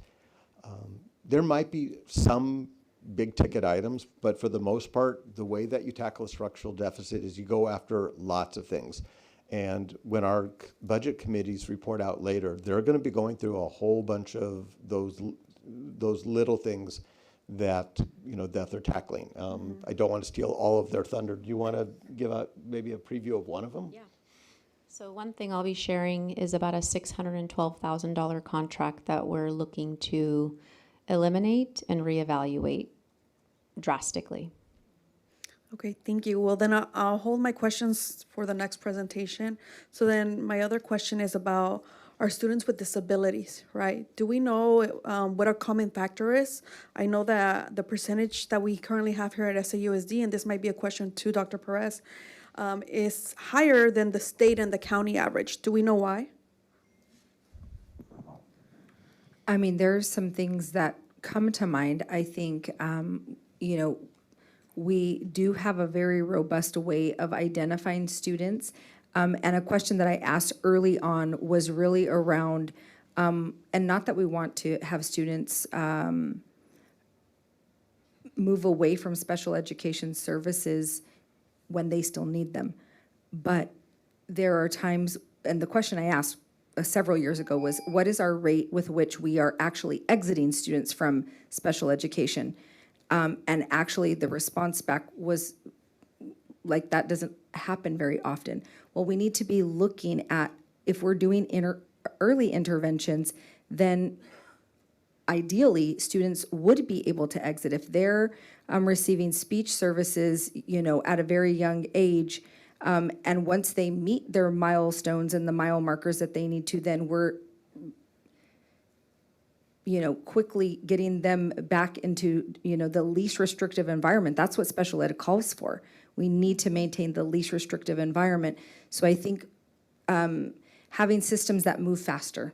Honestly, this is what, systems that move faster where there isn't long delays in students both exiting and qualifying, because I hear that on the converse side where teachers and, folks are saying that it's taking a long time for a student to get the support and service. So that we have to be better. And those are systems where we're looking at and evaluating the time frame when a student gets referred, and when they, we have timelines, they're mandated, right? But we don't have to extend to the far end of that mandate. We could, have quicker systems that allow for those things. So some of its systems work, but some of it really is, the other question that I asked was about how many students actually are referred and qualify. Because it's not abnormal that you would refer a child and maybe they don't qualify. There's other things that we could be doing before they get to special ed. They're not qualifying for reasons. So we need to look at all of those things and tighten up our instructional systems.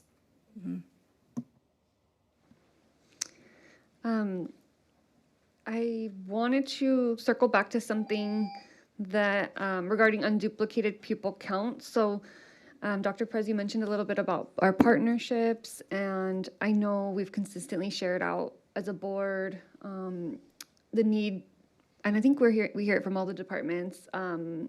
So the need to really, like, it's all hands on deck, right? Like, we need everybody, everyone's support to tackle these budgetary constraints that we're finding ourselves in that are becoming more and more layered. And so with unduplicated pupil count, I'm really excited to hear that that's something that we have been able to tackle with the direct certification. I remember when that conversation first came up and Ron highlighted that for our district, that was something you had seen elsewhere, experienced elsewhere, and that you were surprised that we were not doing that. And I was wondering, Dr. Perez, if you could speak a little bit to the partnerships in the community that have helped us move in that direction, because I think it's important to name them and just to share with the community how we're getting creative and partnering up with other, local entities. Yeah, so I'm looking at Ron because this was a many months long challenge. We both came from places that did the direct certification, so we were like, we didn't understand why that couldn't happen. So we did reach out and, through the partnership with our supervisor, Sarmiento's office, they were able to get us in connection with the right people. And actually stood with us for quite a bit to make sure that those meetings were moving in the direction that we needed them to. But it was months. We're grateful, but it was months that it took us for us to actually do something that seems quite simple. And I actually think other districts in the county should be thanking us because this is going to impact them as well. Oh, so other districts are now getting to do this too, because of that push from our district? They can, because we're doing it. Yeah, but I don't know that they widely know that just yet. Okay. Well, that's really, again, I feel like our district is really looking at these creative ways of leading and how we approach just different challenges. So thank you for that. And thank you to Supervisor Sarmiento's office for helping open those doors and just make that direct access for us. And then just very briefly, I'll speak to on the same topic. You mentioned, I think it was 2 years ago, I know it was myself, Dr. Perez, and Dr. Alvarez. We had the chance to go to DC to advocate on behalf of the district with the California School Board Association, and we shared out about it then, and we met with Luke Correa's office, Congressman Correa's office, and we really expressed the challenges that our district faces in this exact topic around special education, the mandates that are unfunded. And it's been over 50 years, I believe, like the IDEA mandate, and school districts were told they'd be funded. And I believe, if I remember, it was about 8% of our funding, those mandated services that we're providing, was coming from the federal government. And so 8%, that's very, very minimal. And so I think, we can circle back to those conversations and asks. And then I know the congressman's office also reached out to a few of us, or the congressman himself this past weekend at Boca de Oro, and discussed an interest in, submitting for some funding opportunities. So I'm hoping that we can really bolster that partnership and they're able to get that funding through for us, but we can provide some updates on that. That would be huge. So I'll pass it to the next speaker. We have Mr. Bustos. Thank you. And just to that point, I just want to highlight and really just ask ourselves, what are we doing as a school district to advocate for more robust special education funding? And really, as a district, and I don't mean just this board and the superintendent, but really as an entire district community, our labor partners, community members, parents, families, in how we can rally around and make sure that our state and federal elected officials understand that this is an issue. We've had state and federal officials email us as a board, send representatives during public comment to talk about our financial situations and the decisions that we should be making on the local level. But very little do we hear about how they can actually help us address these issues. And so, if we can speak with Congressman Correa, I know you all have already tried to have a conversation with him. We do have a new congressman coming in, Congressman Garcia, who's going to be representing the southern parts of the city, where I represent, and so maybe we can start building connections with his office as well to see what's possible. And so, yeah, I guess I just want to hear more about what we can do as a school district and entire district community to really make sure that our elected officials at the state and federal level understand the positions that we find ourselves in, and we can work collaboratively to find these solutions. So I just wanted to add that. I do have a question related to the general fund contributions that we made to our dependent charter school. So can you speak about what strategies are being implemented to prevent future general fund contributions going to this dependent charter school? So how are we going to avoid, because it was a lot of money of our general fund. So what strategies, what is a plan to make sure that doesn't happen again? So this may be preemptive, but I'm going to answer the question really because this is going to demonstrate what we're doing. And I did talk with the principal about this. We are currently, the way we're currently operating, we have two separate sites right now. So we have part of the student body and one at one school, and the other half of the student body at another school. Not ideal for operation, and financially you can just imagine we're then having double of everything, and the size of the school warrants it being at one campus. It's not so huge that it couldn't, but we're not positioned to do that right now in this particular moment. But looking forward and thinking about future plans that we have as a district and things that are in line with other decisions that we're going to need to make, that is one of them. So that would eliminate that could be a quicker way to get that budget in alignment. And I did specifically have that conversation with the principal because there's unintended consequences, right? I could have an idea and think it's great, and then you realize that it's horrible for other reasons. So wanting to have that open conversation with her and just see, what impacts that would have. And so we've been in dialogue around that. It's not something that would be unfamiliar to her. We want the school community to be involved in that conversation as well. just really quickly, if I can add to that question, I know, I believe it was Ala was recognized as a Orange County impact school. And so, and I know they're, a charter school, and there may be interest. I'm just wondering, maybe we can explore a little bit with the Orange County Department of Ed if there's any kind of supports or ways that they can help us maintain, this great program. Because I noticed there's definitely, interest there. There was, it was one of just a few schools highlighted throughout the county. So if I Yeah, may, please. I mean, part of our partnership and the draw of having a dependent charter, and really, and Ron said, we do support and want to back our dependent charter, right?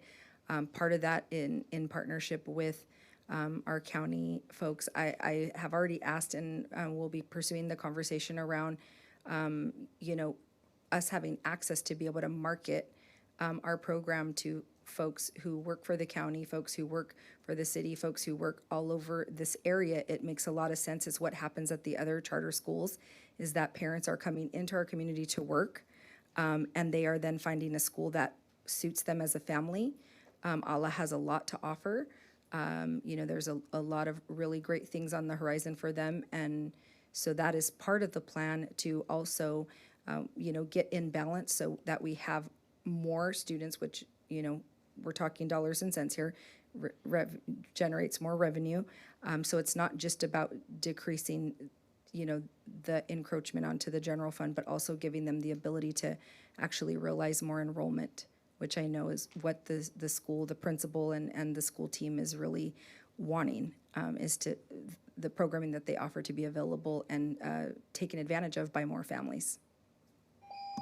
Thank you for that. And I love that I remember when you shared that idea in the conversation, and I think that's one of the really creative, ideas and shows, your strategies that you bring to the district.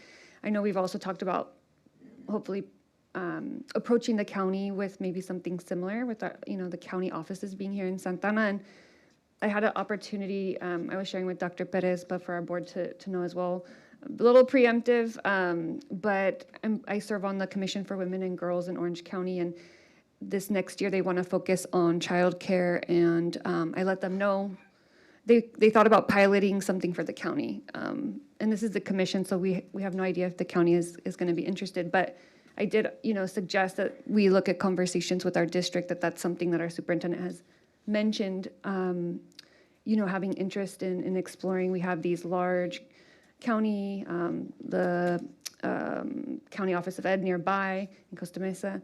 So how can we partner to provide schooling for the children of the families that are driving in as well? So I'm really excited about those potential partnerships, and I think it shows the level of creativity and just looking at all of our partners. Ms. Lebsack? Just a wrap up, but so 200 million we've spent last year on special education, 15 million on transportation. Does the 15 million include, is that embedded in the 200 million? It is. Okay. And when you showed the charter schools and the differences between state, county, and the charters and us, I'm wondering if we've ever done a data analysis on the type of special ed, because being a special ed teacher myself, I know there's a big difference between mild, severe, medically fragile. Have we done a data analysis between these charters and us? So I'm going to probably turn this over to someone else. I will tell you from CDA Data Quest, where I get the figures, it doesn't break that down. It is strictly student with disability percentage. We of course have. We know our numbers. I mean, so we can break it down. I'm not sure if we would ever be able to gain access to other districts' breakdown between, mild, mod, and so on. Okay. I mean, I did want to mention also, I used to serve on the Orange Unified Board, and I know there was a charter in Orange. It still exists. I voted for it.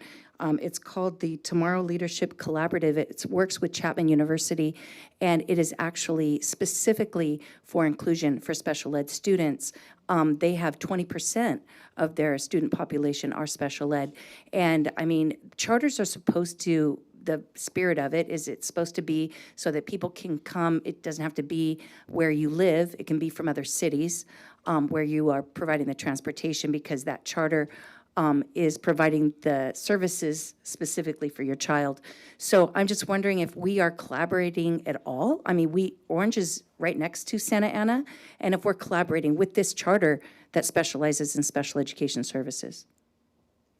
Are we? I just question. We're not currently, to my knowledge. I feel like I would know that, but no, at this time, no. Maybe something to think about. And, okay, and I had a question. I don't see anyone else on the speakers list. Regarding the charter schools, can we go back to that slide? The student with disability slide related to charters? I believe so. Let me see, sorry. This one? Yes, thank you. Okay, so, because I think this is, this is pretty significant in the differences and the discrepancies, right? But there wasn't really an analysis necessarily shared, so I'm wondering for the community, why do we see this discrepancy in some schools, very large discrepancy, right, among the number of students with special, can you remind me the acronym, SWD? Students with disabilities. Okay, with students with disabilities,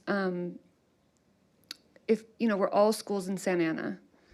So can you share a little bit about what would be the analysis of why there's this discrepancy among us versus charters? Yeah. I mean, at first glance, there's nothing I can point to that provides a reason why a charter that is in Santa Ana wouldn't have the same percentage, a comparable percentage as our district. There's nothing I can point to. There may be other factors at play, but there's really nothing that I can point to. Okay, thank you.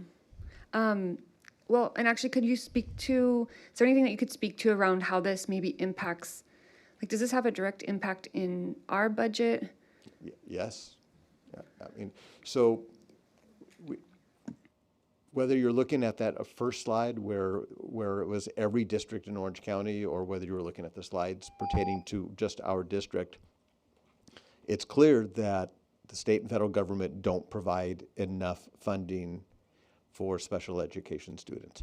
I will say that the funding has increased significantly from the state, and just within my career, for non-special education students. So when LCFF came into be, Local Control Funding Formula, along with the LCAP, Local Control Accountability Plan, with additional money in supplemental and concentration grant funding for districts that have higher unduplicated pupils. So the students with needs related to English language learners and so on.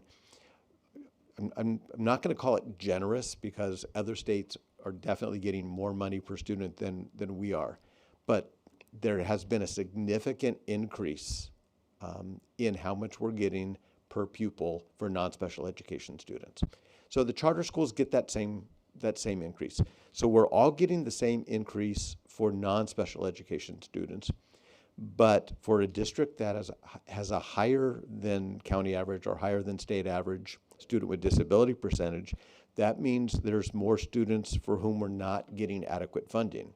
So it just goes to say then that a charter school that doesn't have a large student with disability percentage is doing better financially, because with fewer special education students, they're taking advantage of supplemental and concentration grant funding, and they're able to provide all of these services because they're not having to contribute to special education.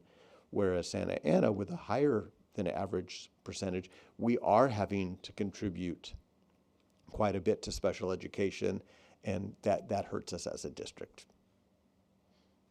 And I wanted to ask this because I recently had a parent reach out and asked me about inquiring into our special education services for their child, because they were currently at a charter, but the charter wasn't they shared the charter wasn't able to provide the services needed for their students' IEP, and so they wanted to explore options returning to district. And so I thought that was interesting, right? And then you know, a week or two later to see this. So thank you for that. I did want to share with the community too. I know I mentioned that we visited Lou Correa's office. We also, at this time last year, visited his office here in Santana, Dr. Perez and I, for a similar conversation. So appreciate, you know, him and his team and the superintendent for working with them on, you know, next steps. But thank you. And Ms. Magdaleno? Yes, just one last brief question. I saw that we're going to have a budget town hall, and also our LCAP sessions are starting as well. You know, we have to make these difficult decisions up here about the budget. How can we get that information that our families are vocalizing and what they want us to see, what they want to see us prioritize when we're having these discussions? So our LCAP meetings are specifically designed for that, to hear. And I know sometimes the board, you know, we all want to show up, or, you know, and we don't want to show up all at once because it violates the Brown Act. So sometimes we're suggested maybe don't go. So how can we still get that information? So we do provide a overview for the board around what we heard out of LCAP. That is a regular thing, and actually we're required to do that. So we will, as we typically do, share that information back. We're getting that information in a variety of ways. It's not just at those LCAP sessions. School sites, the big ones, school sites are doing those with staff and with their local community as well. So then that information gets aggregated by our team, by our research and eval team, and then brought back with the larger kind of overarching themes, so that the board takes that into consideration as we're thinking about budget planning for the next year. Okay, sounds good. Thank you. I'm definitely going to be requesting more detailed information, not just high-level view.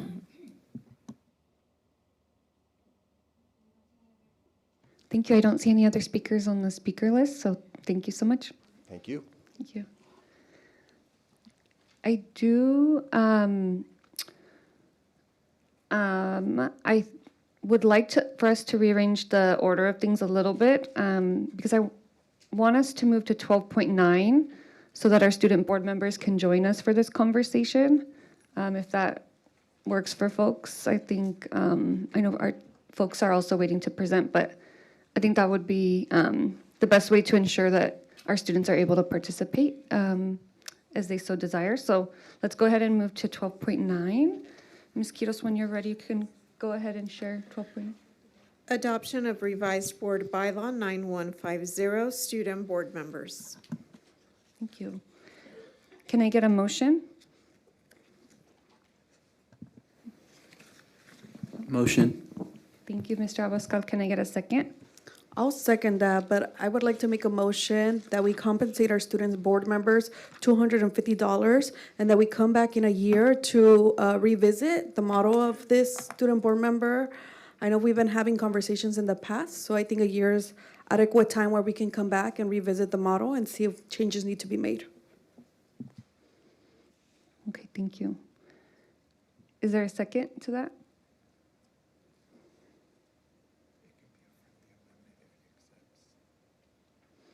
Can I do a friendly amendment? Do you accept my amendment? Yes. Yes? Okay. Okay, so I'll open it up. Let's open it up for discussion. If folks want to get on the speakers list.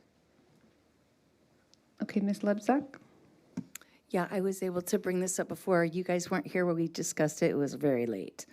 But what I brought up is I love having student board members. I love hearing your input. It really helps us.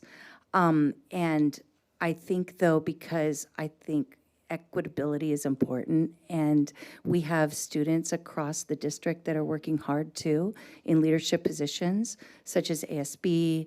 They might be a captain of their sports team. They might be a drum major. There's all different capacities where they give a lot. And I know you guys are giving a lot, but you also are receiving a lot because you get one-on-one time with our superintendent. And I won't tell you how much she makes an hour, but it's a lot. And, those are things that you're getting as to put on your resume. So you are getting paid, maybe not in, there's a lot of ways you're getting paid, that are, you can put on your resume. And I know we have student teachers. Student teachers don't get paid, because that's part of their training. And I see you as students in training. And so I would say, no, I do not think that student board members should be paid, because unless we decide to pay all of our leaders, such as ASB presidents as well.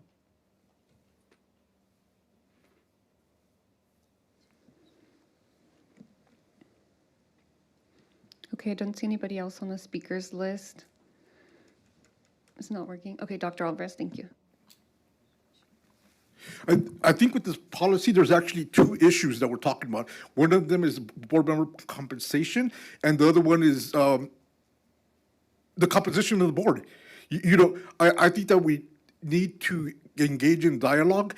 The last time that we had, well, actually, we need to engage in dialogue because we have two new board members, and then we have two new student board members that were not here to get the background and the history and how it is that we came across this, so there's two different issues, one the pay and the other one is the composition of the board. When we first started this, we really had no models to base what we're doing on. So a year ago, September 2025, we had agreed to start with two student board members, that we would start with two student board members just to get the process started, that when it came back to the board again, we would take a look at the policy, see if we wanted to revise it.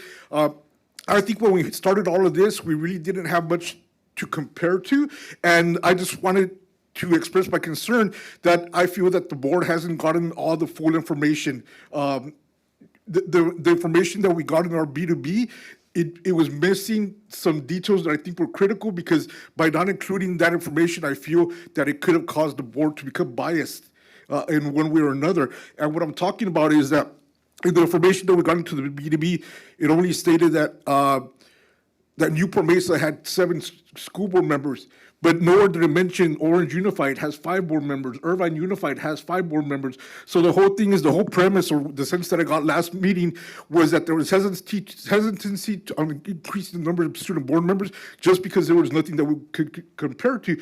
And there is, we have Newport Mesa, we have Irvine, we have Orange. Newport Mesa has 7 board members, the other 2 have 5 board members. So their board members have been in place for over a year, so they've demonstrated that it works. And I'll come back. Okay, thank you, Dr. Alvarez. Mr. Abascal? With respect to other districts that have similar board members, the structure is way different. For Irvine specifically, I know, because I have one of my friends who is a student board member. They come up and they only give reports and then they go away. They don't stay for the entirety of the board meeting.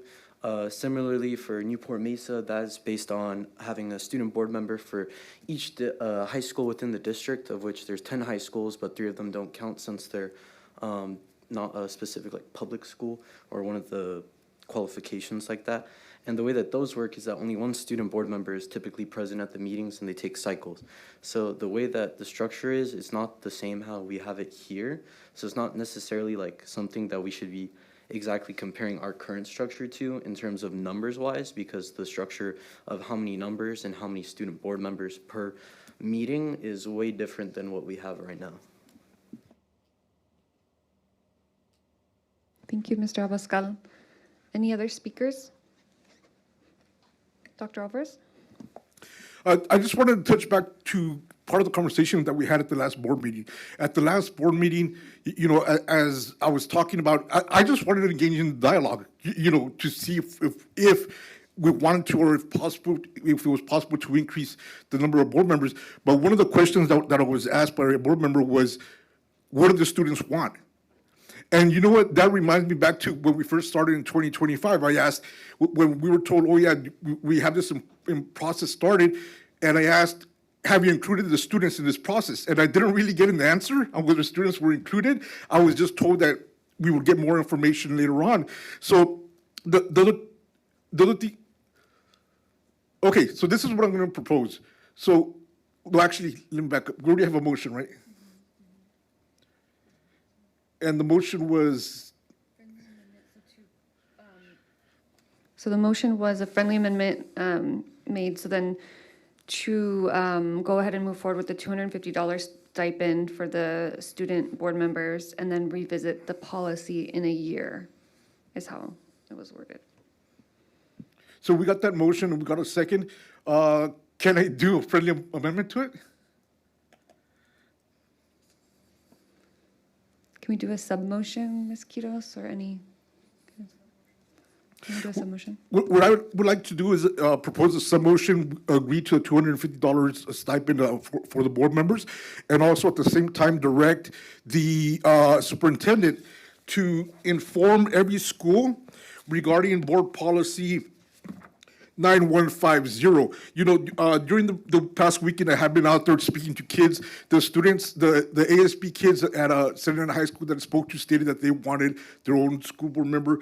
The students that I spoke at Century stated the same thing. I spoke to student leaders over at Godinez. They said the same thing. So basically, I was going to ask, let's approve the 250, and then let's direct the superintendent to implement Board Policy 9150. That policy states, high school students may submit a petition to the board requesting the creation of at least one student board member position. That means that if the students themselves initiate the process, that we have to give them a student board member. So the direction that I would like to ask is that we approve the $250. The $50, we direct the superintendent to make sure that every school site is informed regarding policy 9150, and that the students there are given directions and assistance in starting this process if that's what they wanted to do. So if I'm understanding correctly, in that case, the superintendent, or the intention, Dr. Alvarez, would be to allow the students, because that was a request of the board, right? Like student input from the beginning. What I was understanding is it would allow students to kind of let us know if there's interest from the campus. If the students are interested in pursuing their own board member in accordance with this board policy, the policy says that they just have to pass a petition with 10% of the student population signing it.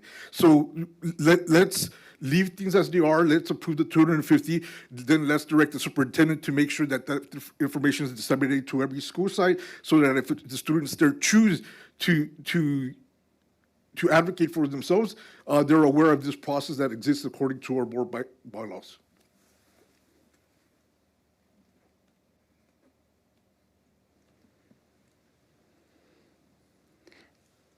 Can I ask a question, another question, clarifying question? Yes. So I think my question would be, if we do that, I'm just trying to think of processes, right? Because I appreciate the student input and advocating for what you're hearing from the students. And then it also, falling in line with our current policy 9150. Right. If we were to do that and students come back and say they do, have 10% signatures, right, and they want to have a board member representation on the board from their specific school site, I'm just wondering, and maybe Dr. Perez, or if the board, I'll open up to the board first, structurally, right? Like, I just want to make sure we're set up for success to be able to incorporate them. I mean, or we just, at that point, have to figure it out. Because I did hear Mr. Abascal mention, like, that could pose a need to have different ways of engagement. I don't know if it would it look the way it looks now, right? Like with 10 or 11 high schools represented in the way it looks now. Is that something you want to think through now, or? Let me back up to something that I mentioned before. We started this whole process without the student voice. We started it, we said, this is what we're going to do, and we didn't include the students from the very beginning. So the whole thing is, okay, we're going to leave everything as it is. If the students wish to pursue a student board member position, they can file the petition, and then we can come back and we can have a discussion of what it's going to look like. One of the things that I've heard over the years, since we first started this, is one of the things that I heard was, we can't do that because we don't have enough room at the board meeting, or things like that. Well, the thing is, if there's not enough room at the board meeting, if there's not enough seats at the table, let's get some more seats. Let's get a bigger table. And my whole thing is that if the students are going to be advocating for their own board member positions, we shouldn't do anything to restrict it. We should do everything possible to make sure that it fits their needs and their wants and their desires. Okay, thank you, Dr. Alvarez. And I see Mr. Abascal. With regard to board policy 9150, that's specifically under the Education Code 35012 from the state. So basically the way that works is for the petitions and stuff, it's not per high school, it's per district. So the 10% isn't for the high schools, it's for the district population. And the 10%, it's only 10% if it's less than 500 student population on the signature. So it's either 500 students in total or 10% of the student body asking for a student board member position. And within the board policy itself, it's only regulated for one minimum, but it's up to the board to choose how many student board members they want to appoint. So if it's something like that, it's not really up to the high schools petitioning again, since you've already included us as student board members and we don't have to petition since the position already exists. It would be within the board policy and board like deciding whether or not we want more student board members. Thank you, Mr. Abascal. Dr. Alvarez? Could we...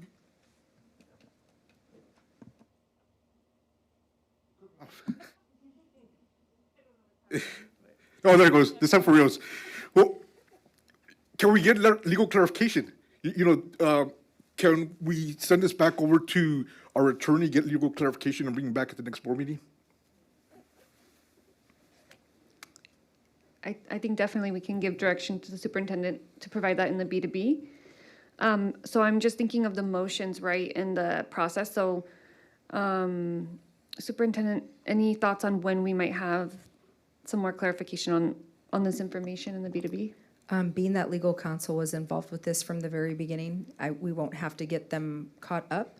I know that at some point they did come and actually orient to what it means to have a student board member and all of that, so I don't think it will take too much time. Okay. Reach out to them. Typically, we follow up with them the next morning after a board meeting anyhow, and so we will just put this on their radar. I won't guarantee it will be Friday, but for sure by the following Friday. Okay, great, thank you. And I see Ms. Lebsack's on the speaker list. Go ahead. Yes, I do think before we, I'm not against what you said, and thank you for a clarification of that. It's just that we were just told that we are in $59 million deficit spending, okay?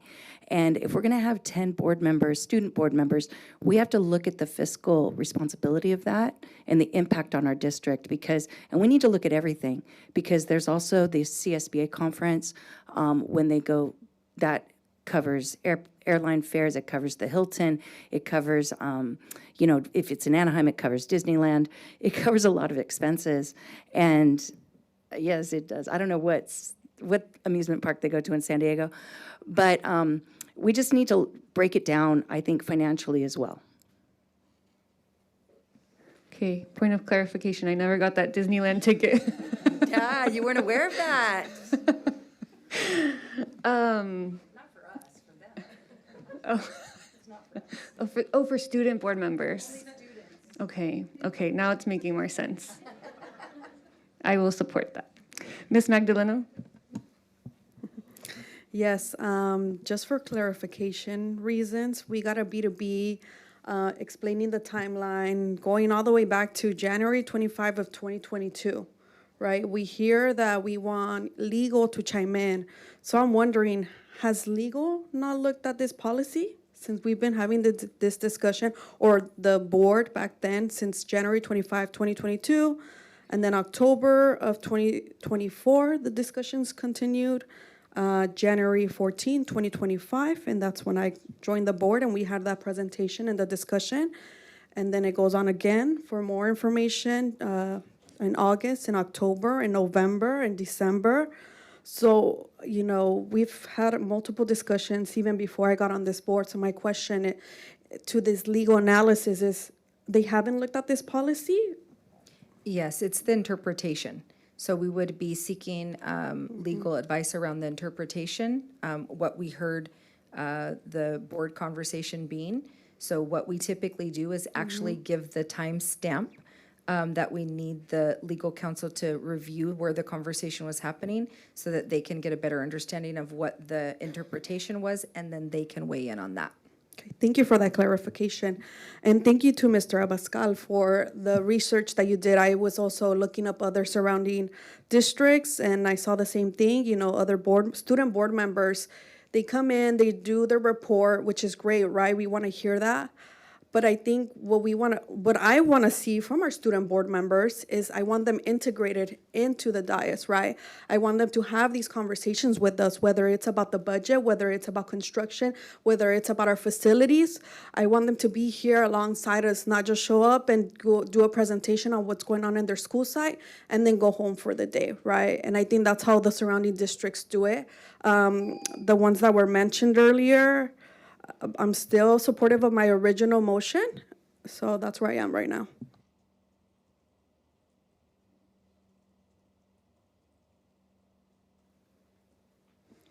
Okay. Okay, Ms. Lebsack?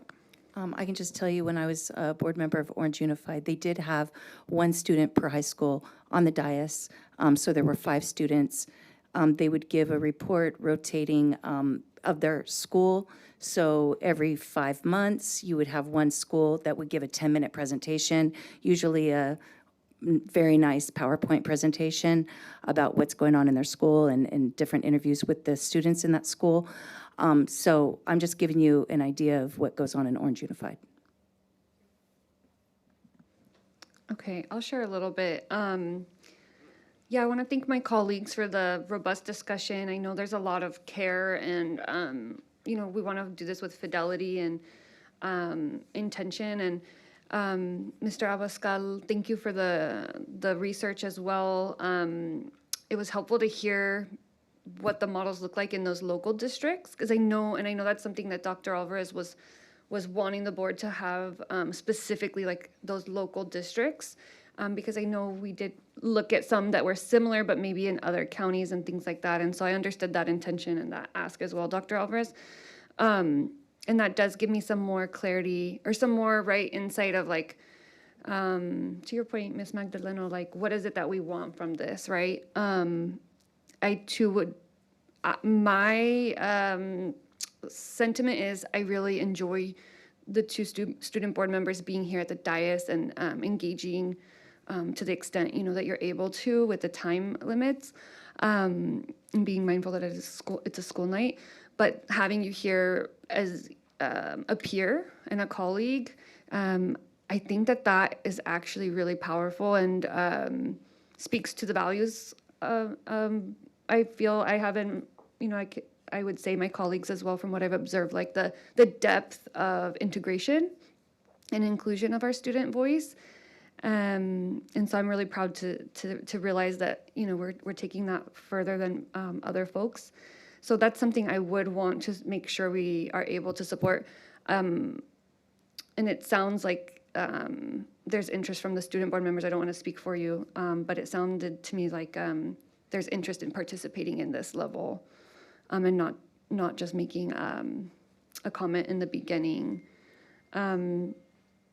Usually I don't like to point questions to the student board members, but if you want to chime in, you know, please. I know we wanted to have the student voice. I don't want to assume, but that's kind of what I heard, Mr. Abascal, from your comments, that this level of participation is kind of more of what the desire would be. Is that what I was hearing correctly? Okay, thank you. So, Mr. Bustos, I will go ahead and pass it to you. I see you're on the speaker list. I guess before I speak, I just want to make sure, I know we have 5 minutes before our student board members have to step away, so if there's anything they want to share first before. Okay. Mr. Abascal? I think I agree with Ms. Lebsack's comment on the compensation a bit, because there are other students. I'm a drum major at my own school. I do a lot of stuff within my own school. It's a lot of work, a lot of stuff. Being here, I feel like we already get like a lot of learning experience just from being with you guys and participating within here. We also get resources for like notepads, pens, stuff that's guaranteed to us. I feel like if it comes down to it, we don't necessarily need the stipend to be part of the board. I feel like being here is enough, like just being within the community and representing. Thank you, Mr. Abascal, for your comment. And Ms. Gomez, were you on the speakers list as well? Okay. Regarding what he was saying about financial compensation, I honestly don't really see, with no offense, the point of compensating for this. When I was applying for this position, I was under the impression that we wouldn't be compensated for anything, and that the main point was to basically give a voice to students. I don't mind getting like no money from this because I'm only here because I genuinely want to make a difference. I want to be able to speak on behalf of students and finally give our voice a platform to speak on. And being on the board here in such a major meeting with literal like people watching us, it gives us the opportunity to be able to speak on what we want to say. I don't mind not getting compensated. And again, so much people in our district, students, ASB presidents of speech and debate, they do so much for their community and for their classes and for their clubs. So I don't think it would be fair if we get compensated for simply sitting here, giving our voice and making presentations, because while yes, we're giving a voice to these students and we're using our platform, we're also not taking into account that there are so many other students that could have that opportunity as well. So, yeah. If I can share a point of clarification, and thank you, Mr. Bustos. I just want to jump in. I want to say thank you for sharing. I'm really glad we got to hear directly from you. I wanted to provide some context. For me, I didn't get a chance to speak to this earlier, but I appreciate your sentiment and your just desire to really just be part of this experience. And but I want to say that the compensation, just to provide that context, is something that board members receive. Every school district looks a little bit different. It's a stipend, and it's nothing that really equates to like the time that we put in or anything like that, but it's a stipend. And so for me, in my value set is that if we have colleagues on the board who are putting in their time as well, and that's a standard we have for the remainder of the board, I have no problem in honoring a stipend for our student board members for equity, right? And actually, we're not even talking about the same amount, which I would have been okay with, discussing. So I just want to provide that context because I wanted to make sure folks were aware of the community as well, that that's part of it. At least for me, it's like we're peers and colleagues here. And so for me, that's part of it. But I'll open it up to others.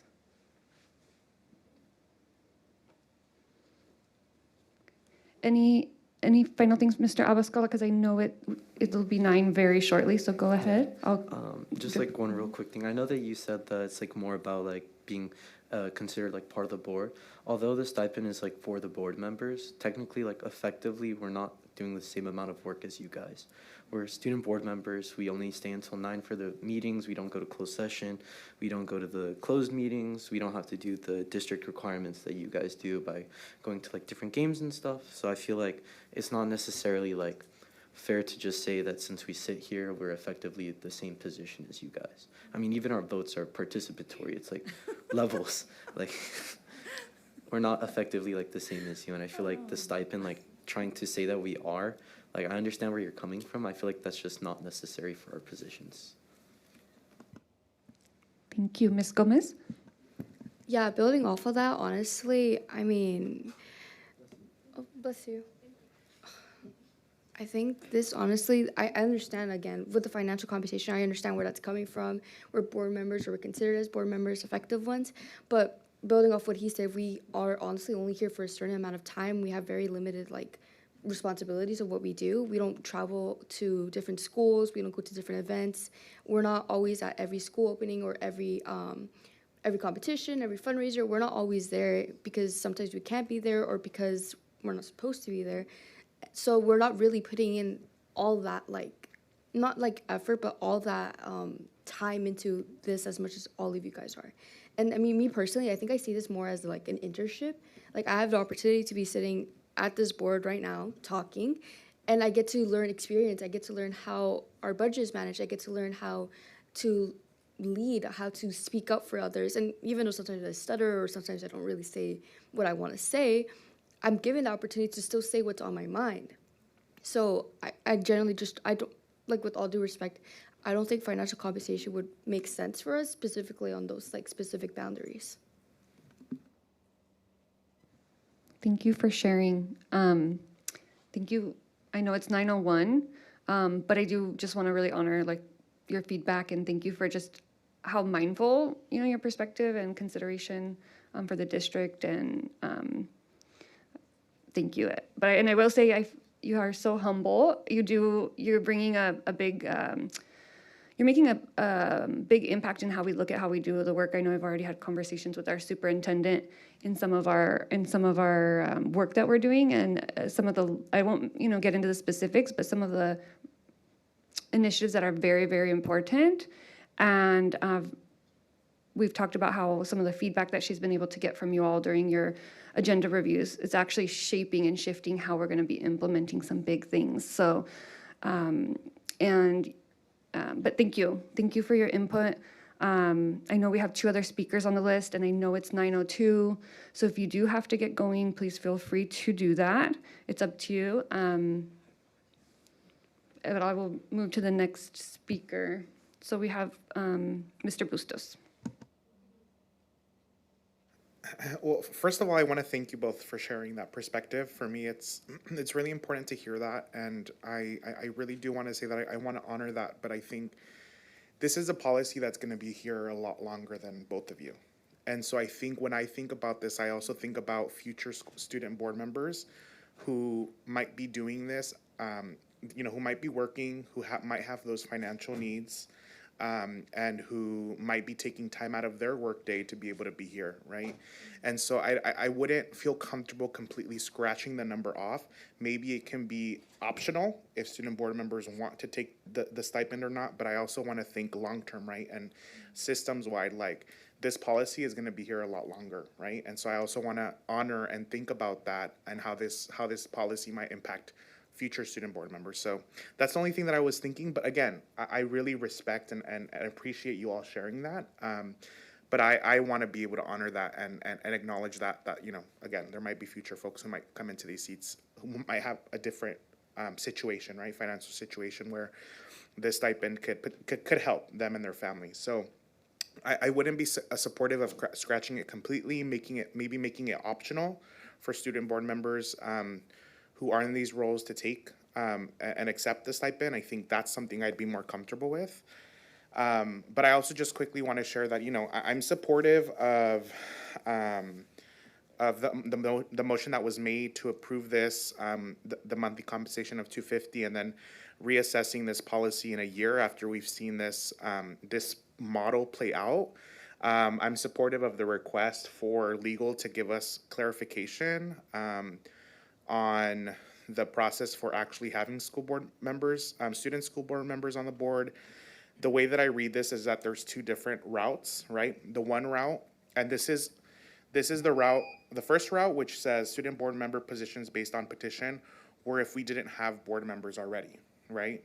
And so the schools or students would be able to collect signatures to effectively make sure that there is a student board member. And then the second route, which is the route that we currently have now, is that that the student board member positions are based on board authority. And that's what we have now, right? So I guess the clarification that I want to get from legal counsel is we have this model now, and we've gone down this route where the board gave you all authority to create these student board member positions. But with this policy, does that mean students can still go out and ask to create more student board member positions? So that's my question. Okay, that's what I have for now. Dr. Alvarez? Okay, this time for reals.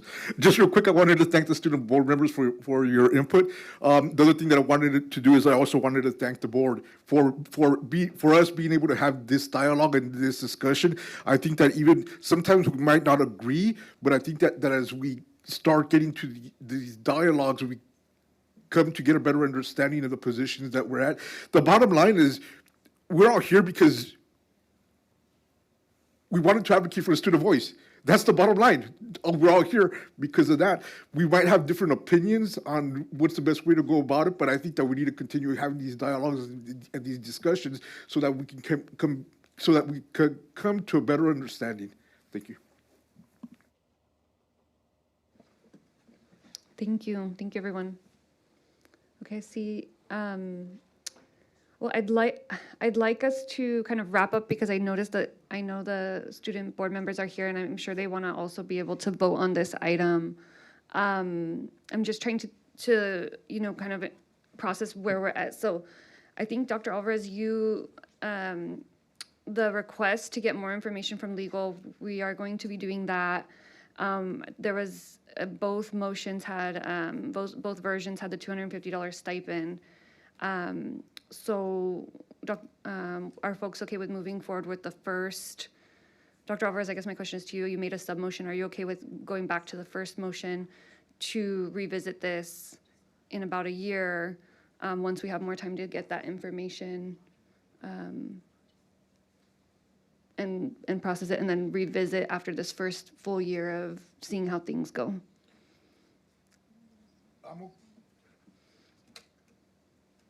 Oh, sorry. Go ahead. All right, this time for reals. I'm okay with that part, but the thing is, I still want a legal opinion in regards to this, and I want us to continue having the discussion. You know, so maybe we can approve this, get the legal opinion, maybe some time down the road, continue the discussion regarding this, which would mean we have to agendize it again. Okay, so we can maybe do that after this semester and see, like, kind of revisit. I'd be open to that. During the summer. During the summer? Okay, okay. So let's go, thank you, Dr. Alvarez, and thank you to everybody for the robust discussion. Thank you to our student board members. Was there, okay. So we need a second for, so, okay, Mr. Abascal accepted the friendly amendment, so we still need a second. Okay. Can I get a second? Yes, Ms. Magdalena? Dr. Alvarez's motion didn't get a second, so that refers us back to the original motion with my amendment. That's, yes, correct. So is that what we're voting on now? Yes. But did you have a second for yours? Yours was the second with the friendly amendment. Okay. Okay, yes. So we're referring to the first motion with the friendly amendment, agreeing to the $250 stipend for our students, student board members, and revisiting the policy in a year's time. Yes, so I'll go ahead and start with our student board member. Oh, Dr. Alvarez, go ahead. But we still have to.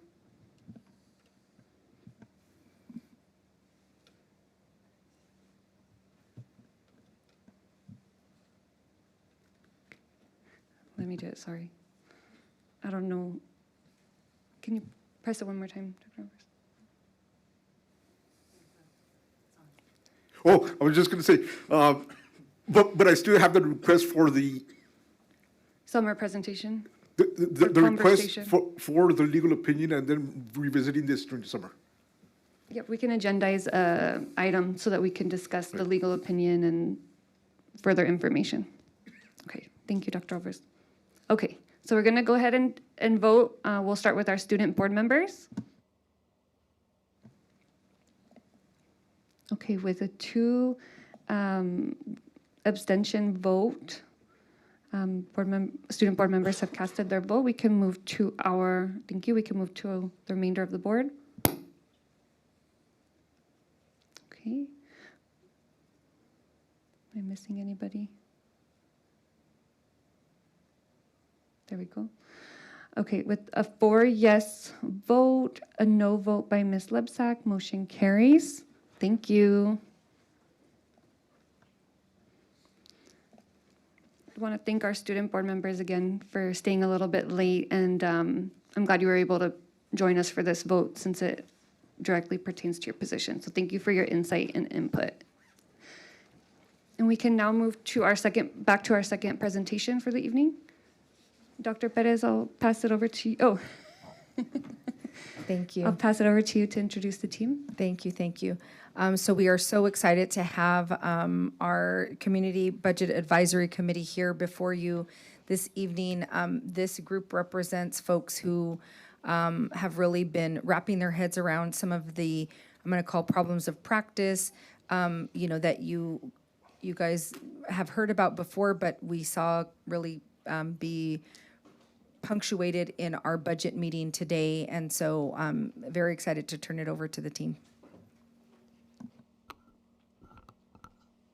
Thank you, and I'm here with Rebecca Sackett, who's the chair of our Community Budget Advisory Committee, along with the chairs of the 4 internal budget committees. So I want to introduce Rebecca. These committees are, and I've attended the meetings. These committees not only are providing great suggestions on how we can achieve operational efficiency and effectiveness, but they're also helping us understand some of the cultural aspects within Santa Ana that we, as internal budget committee members, may not understand. So I'm very grateful to Rebecca as well as to all of the members. And I'm going to turn it over to Rebecca for a few remarks. Thanks. Just right arrow. Yeah, there we go. Thank you for the opportunity to speak about our advisory committee. We've had some members here tonight and some had to leave early, so thank you for being here. You can see the list of our membership on the screen. What I've noticed in being part of the group is I find that we have a really true representation of different perspectives that I haven't found in other groups maybe. So you do hear from people who are community members who do not currently have students in our schools. We hear from community members who do have students in our schools. We hear from educators and staff members who don't have students in our schools and those who do. And as Ron said, I think it's been enlightening to me to hear the different perspectives. And I do think that we have been able to share some ideas with the group. So I'll go just to this. We are not a decision-making group. We provide just advisement to these 4 groups that are going to present. We meet quarterly and hear presentations from the 4 budget committees. We have the opportunity to ask them questions and get clarification and provide some feedback. So that's our function. We asked the members of our group for any comments they might want to share. I'll leave those on the board for a minute. But from my perspective, I've really appreciated what has come up in kind of the same way Ron brought up, these identifying unintended consequences that may be layered in these decisions. And some things from one perspective seem obvious from all of my knowledge and background, but once another person hears and is able to say, what about this, it opens everything up. So I do really appreciate the opportunity to extend the view outside of what may just have stayed in district management positions. Our team finds it really important that we value this money as, a sacred trust, that we are intentional about how we spend that money. We are really focused on long-term sustainability. And one thing that has come up, so when it says new initiatives, having a clear plan, one thing that stood out for me a lot, and I told the group I'll say every time, is the need to work on our communication plans. Any decisions that come around budget will impact thousands of people. And when we need to make a decision, well, I said from one perspective seems so simple, it will have a day-to-day impact on other people who won't understand why it happened and why it's disrupted their workflow. And so just also being thoughtful and kind about every person who's being touched through the system. And seeing that as also trust in our leadership, that both of our staff, our parents, our community members, and our children are considered in understanding that we're going to need to make difficult decisions. And we can do it in the kindest and most intentional way. So that is something we spent some time in. I'm going to turn time over to the groups, and then I'll be here to answer questions. Right, Ron? Yes. Oh, he's gone. Okay. Who's going next?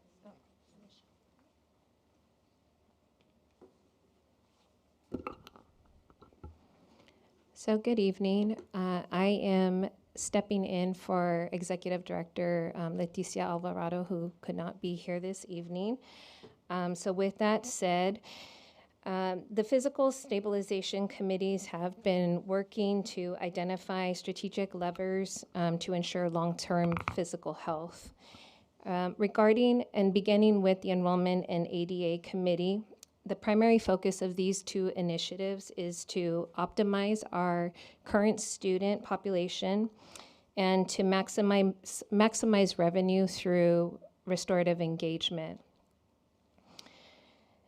So our enrollment initiative took into consideration 3 lenses: fiscal solvency, staffing efficiency, and facility limits. So speaking specifically about fiscal solvency, this is the revenue generated by student attendance, your ADA, to cover operational costs. Staffing efficiency, so reviewing where students are enrolled or where they are enrolling, along with classroom sizes remaining balanced and equitable across schools, and facility limits. So looking at the functional capacity of our school buildings, so ensuring that students can safely and effectively occupy a site based on modern programs. When I'm talking about modern programs, is that sometimes our spaces are evolving and they are adapting to programs. So spaces might be changed to be designated for special education programs, for transitional kindergarten, for the expansion of programs like STEAM or CTE, science labs, or like visual and performing arts. So keeping in mind those 3 lenses mentioned in the previous slide, and utilizing a cross-departmental approach that integrated data from facilities, business, personnel, and student enrollment, it was implemented this year, this approach, in preparation for the 26-27 school year. So there were 2 features that we utilized from our student information system, ARIES. One is the online enrollment and school of choice. And through these 2 features, we have been able to capture real-time enrollment counts months before the start of the 26-27 school year to inform decisions related to staffing and budget allocations, which helps us to align our district's current footprint with our actual student population. The second initiative was the Average Daily Attendance Initiative, which focuses on our students. In California, we are funded by the number of students who attend school daily. And this initiative has taken on a restorative approach to attendance, shifting the focus from a punitive truancy enforcement to one that is concerned with a student's loss of access to instruction due to absences. So in addition, it is the implementation of a multi-tier system of support, so building a bridge between home and the classroom. It also reviewed student attendance recovery programs as a mechanism for student re-engagement. So these programs are academic enrichment sessions that allow a district to recover a day of lost daily attendance, ADA, from a previous absence while offering an environment supporting students to reconnect with staff and their school. So focusing on attendance and engagement within a declining enrollment and physical stabilization context, we are utilizing ARIES to monitor attendance patterns in real time, which allows us to identify students sliding into chronic absenteeism before they disengage completely. In addition, we have developed systems to help school staff in working with families of students who have absences to distinguish between school refusal and school avoidance so that we can implement targeted interventions that address the specific root causes of a student's absence. And furthermore, this approach prioritizes relationship building, which fosters a sense of belonging and increases the likelihood of consistent long-term attendance. So through implementing Saturday and learning recovery programs this year, this has allowed students to recover lost instructional time while simultaneously allowing the district to capture missed ADA revenue. So these programs offer academic enrichment that re-engages students with school staff and peer groups in a non-traditional lower stress setting. And with that said, I'll turn it over to the Facilities Committee. Thank you. I'm Jeremy Kogan, Director of Planning and Design, and I have the pleasure of facilitating the Facilities Committee. So we'll start with talking about our two initiatives. And the first of these two initiatives, as you can see at the top of the slide, focuses on reducing waste, improving systems, and really extending the life of our district facilities. And when I get started at the top with this light bulb graphic you see there, the first thing I thought was, boy, I'm going to need to explain to the whole room and to those at home how these first three bullets are related. Well, when we tie all of our requisitions, our purchase orders, overtime, and tie them all into work orders, not only are we creating accountability measurements, but we're creating data. That data can be used as part of a long-term data analysis. We've actually been working through members of our committee and partnering with the research and evaluation team to analyze that data going back to 2017, and then learning insights from that data in terms of what types of repairs are happening most often and where resources are being used. The analysis so far has been able to give us clues onto ways we can, for example, improve training to plant custodians and help with preventative maintenance. Next, we've been looking closely at waste and service contracts. And the community may not be aware that trash service can be surprisingly expensive. By reducing cardboard waste, we can cut costs significantly. Work also continues on rebidding next year's waste contract with a more efficient and uniform service across our sites so that we're really having the same service at each of the school sites. Similarly, when we review service contracts, and you'll see our little piggy bank there we're trying to add pennies to, we want to make sure we're getting the best value. That means comparing vendor pricing, using district staff when it's more cost effective, and requiring preventative maintenance so equipment is maintained before it fails. And finally, at the bottom of this slide, we're working to catalog our building information. Things like the age and the expected lifespan of major systems. So if it was this room, how old is the air conditioning unit serving this room? And when can we predict it will need replacement? The goal is to move from reacting to problems to identifying patterns so we can support our frontline team more effectively and plan maintenance more strategically. Looking ahead, the next phase for Initiative 1 focuses on continuing to strengthen that effort. Starting with cardboard is only the first step. We want to continue expanding recycling and waste reduction efforts, not only because it improves sustainability, but because it lowers our service costs. The committee has also been evaluating additional work that could be done more efficiently with district staff rather than outside contractors, and this is particularly for some of the smaller projects we do.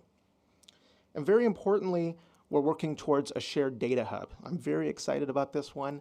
My staff has to calm me down because I get so excited about it.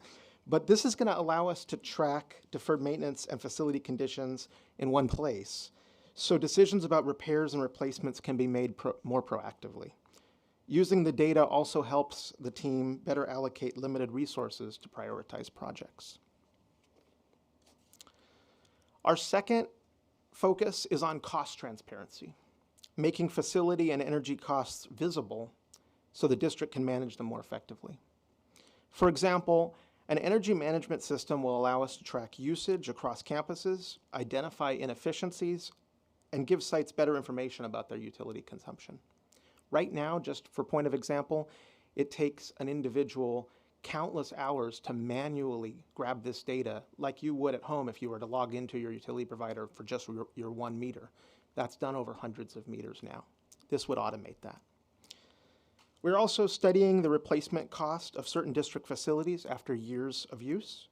For example, a soccer field used in the mornings by students, maybe after school by a nonprofit, and let's say on the weekends by a private group from outside Santa Ana. Understanding these costs and the fees recoverable helps ensure that community access continues while protecting district resources. And the last effort, as you see at the bottom of the slide, includes the engineering and design of infrastructure investments. like repairs to our existing solar systems that we have across 10 or more sites, generating up to 2.7 megawatts of energy on systems we already have at our sites now. And an all-electric campus, potentially at Monroe. This would be a first for Santa Ana Unified, a campus that runs entirely off of the clean energy that it itself generates. This focuses on reducing long-term energy costs while improving reliability during outages. Looking forward, the goal is for cost transparency to guide both behavior and investment decisions. At the school level, energy dashboards can help schools understand their usage and encourage conservation efforts through some friendly competition, and I'm sure we can get our student board members to be part of that in the future. For our Civic Center reservations, our committee plans to bring to the Community Budget Advisory Committee a set of recommendations that better align facility use fees with the true cost of operating those spaces, particularly for users that are not affiliated with SAUSD and not from Santa Ana. And the next step on infrastructure is building what we have designed. This will be a multi-year process, and that work will continue, aligned with our efforts towards efficiency and reduced costs. And we're looking forward to continuing to provide those updates along the way. Thank you.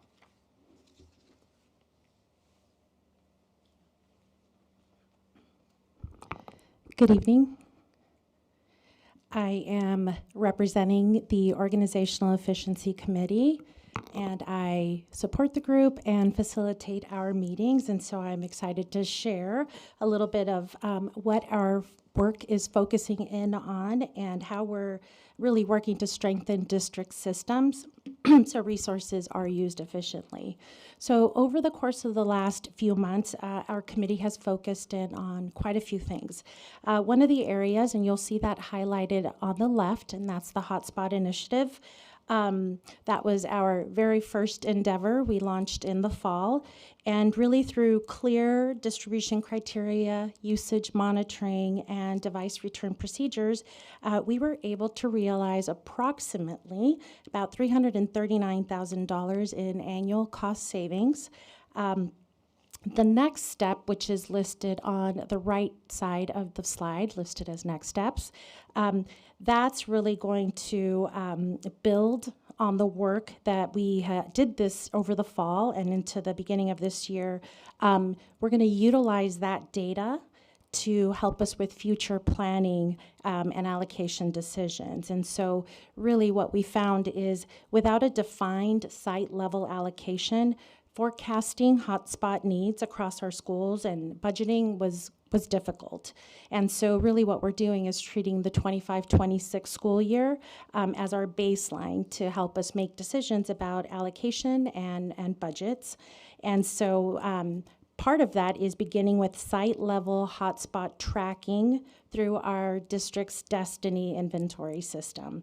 And so currently we have 420 hotspots allocated throughout our system, and now that's our baseline data. And so in conversations with Mark Rodriguez, we're finding that we're projecting for fall, we would allocate about 500, but again, we're using this year as the baseline data.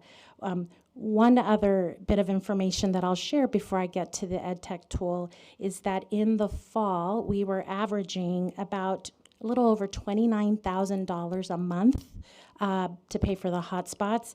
I am happy to report that as of January of this year, our bill is now $4,800 a month. And so, yes, I know, the team is proud of that accomplishment. So keeping with that idea of finding those cost savings, finding those small wins, as you heard Jennifer and Ron mention during their presentation, every little initiative makes a dent towards the larger goal. We are now engaging in a EdTech tool approval process. And so as we come before you during board meetings, bringing software listings, and you've found that you are approving items throughout the year and possibly approving items that are duplicative in nature, we are now addressing that. And so the district is implementing this standardized educational vetting tool and approval process.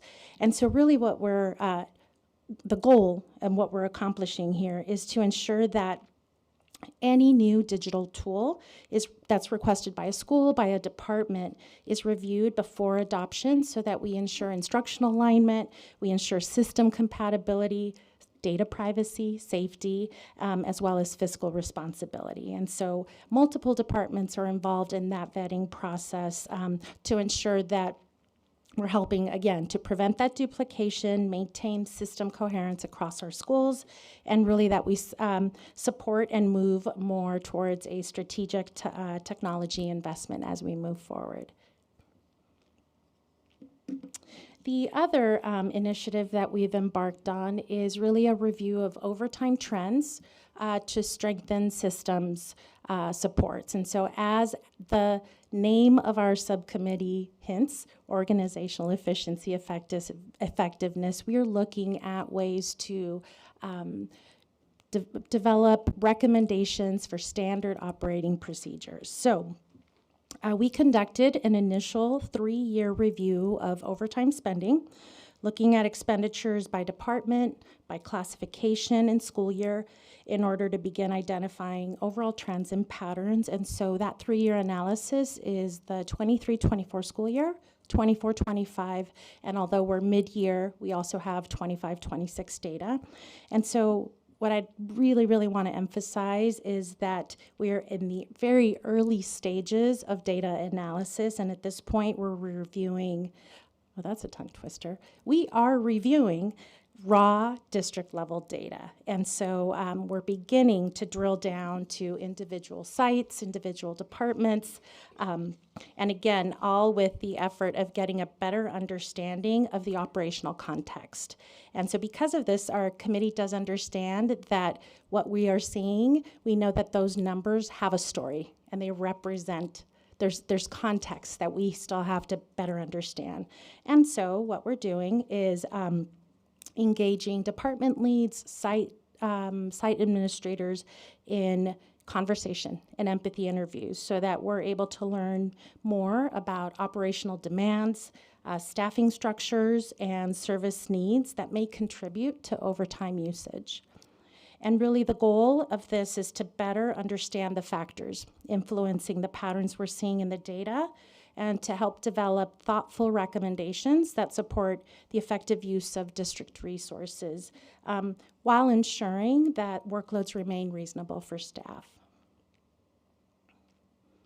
And so when we presented to the board a few months ago, I mentioned that we were looking to engage in some cost reduction with Zoom and our Google Suite. And so I'm bringing this back because we are now at the stage of the school year where we can make some decisions. And so a recent comparison looked at the features and the cost of Zoom and Google Meet side by side, and that's what I had previously shared with the board.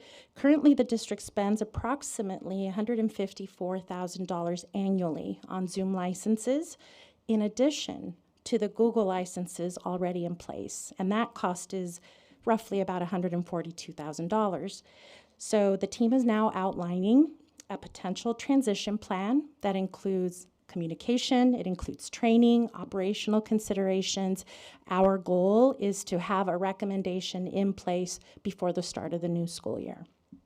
And really, with that focus of cost savings, efficiency, but again, being very mindful of equitable access and also ensuring that the transition is thoughtful and is minimal in disruption to students and staff. And we heard our chairperson, Rebecca, mention that every decision we're making, we have that in mind. We understand the ripple effects that any small decision has on our system, and so we keep that in mind as we're bringing forward recommendations. And really, in the end, the overall goal of our committee is to strengthen district systems so that resources are used thoughtfully, transparently, and in a way that ultimately supports students. And so with that, I'm going to turn it over to Jennifer Cisneros, who represents our site funding committee. Good evening. I have the great pleasure of representing our site funding committee, which really probably should be named our site versus district funding committee, because it feels like a lot of, well, who is supposed to pay for that? And who is my budget, your budget? We have a very diverse group of site central office administrators and a very diverse group of school site administrators. And we do engage in a lot of debate, very healthy debate, and I appreciate, just what Rebecca said about having those various perspectives to weigh in and share, like, this is what we're seeing, what are you seeing, what are you experiencing? And there have been moments where I think each of us have had to walk back and really think about other perspectives as we're on this venture together around cost realignment, cost reductions, and all of that. So one of the initiatives that we first looked at was our intramural sports. Intramural sports specifically is with our intermediate and TK through 8 schools, targeting our 6th through 8th grade students. And this one, it wasn't so much about a cost reduction. It was more so about the conversation we've been having around how do we leverage our restricted funding to offset some of our unrestricted dollars. And so we engaged in a lot of conversation. We did a lot of assessment around looking at site allocations, like how are they receiving money for intramural sports, and then how much are they actually spending of that money? And the interesting thing is we saw some disparities between our TK8 sites who were spending per student way more money per pupil than our traditional intermediate school sites. And so there's kind of an equity issue there where they were having to actually leverage more of their other funds to support these programs. And so we made a proposal to the group and to the committee to centralize the funding. So when we go through budget development, we give them their site allocation, not to remove services. We had to have a really long conversation. And our principals, of which we had a K-8 principal represented, our ALA charter school principal represented, and 2 intermediate schools. They were really able to walk us through what this would look like, what we need to consider, and the implications. And so we moved towards a model of centralizing that funding under our POSA, I think is his title, our principal and special assignment. And what will happen now when we're talking about leveraging restricted funds is now that funding is centralized, there's a deeper collaboration that can happen between our Director of Expanded Learning and Mr. Damon Voigt around how do we actually talk about what can we offset on ELOP funding to reduce. The other thing, by centralizing it when we're thinking about purchasing uniforms, there was actually a really heated debate about uniforms, but healthy heated debate. Centralizing that, we can really leverage our purchasing power by instead of each site individually purchasing uniforms, we can centralize that and really look at cost reductions there, with the caveat that principals have a say and voice in what that looks like. That was kind of the agreement. As we look at program refinement, there are a couple things. There's a lot of offerings of sports that have been added. So ELOP, Expanded Learning, is able to absorb some of those into their program. And then what we're really trying to focus on is pathway alignment of sports into the high schools. And so that's what they'll be focusing on with our intramural sports. And I know there were some committee members here. I know they had to leave, but I just want to call out that when we brought this to them, they were very passionate. There were some conversations about maybe phasing out certain sports, and they really came in talking about how the benefits of what sports can do for students. And so we had to reevaluate that and consider other models of bringing clinics or summer camps or other opportunities for different sports to students. So that was brought back to the committee and is being taken into consideration. So next steps, we do need to assess our spending, do a similar process for our high school sports. I will tell you, transportation is significantly impacting our high school programs. And we talked about it earlier in our budget presentation. The increased costs are just really impacting. And they're having to make decisions about how many sports teams can we really have on our school campus, and do we need to cut programs, and what does that look like? And so we're going to do a deep analysis now on our high school sports program and how they're allocated. And right now, just so you have an idea, there's about almost $1 million are spent in intramural sports programs. We'll see how that shifts and what we can readjust once the conversations around different funding resources plays out between the different leadership. Another initiative we've been talking about is copy and printing. So we have a $612,000 contract with Xerox, and this is not for your copiers. These are for desktop printers, where they are networked into the system. Just to give you some context, it identifies when you're running out of ink, and ink is automatically sent when you're running low, as well as maintenance and repairs are built into this contract. It is set to expire June 30th of this year. There are 2,483 printers on this contract, and there is it comes out to about $246 per printer that we pay, and they may not ever use ink, and they may not ever get repaired, and we're paying that cost. We finally, after many back and forth with the vendor about can we see a list of all these printers and where they're at, we finally have that list, and so we'll be going through that. We also have almost a $500,000 contract for copiers. So there's 353 copiers district-wide. These are the ones that you see in your school offices, and at district office. And then we also have our commercial SAUSD print shop, which is over off of Fairview. They do day and night printing. They have room in there for quality control checks, and we're really working on strengthening their systems to enable next day delivery so that we can push our schools, our teachers, our district staff to be able to send any massive print jobs to them with the assurance that they'll have it available the next day. So just a few things as we think about these initiatives, or this particular initiative. We are not going to be renewing the $612,000 contract with Xerox.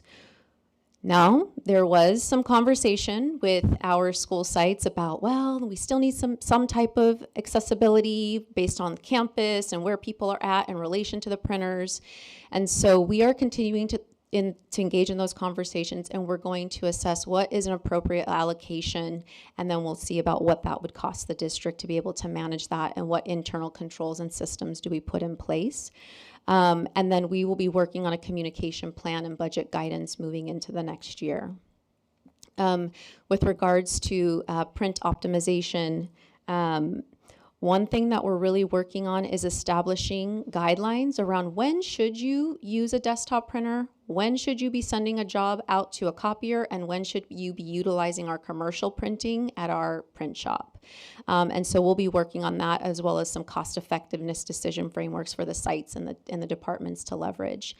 And then we're really focusing, working with the Director of Logistics, Jesse Ortega, on what is needed to build capacity of our print shop over off of Fairview. And so we're looking at the infrastructure, really wanting to make sure the things that they can produce out of that facility and out of that print shop are top-notch quality that you would see and purchase in a store. And so that's something that we're working on with regards to that initiative.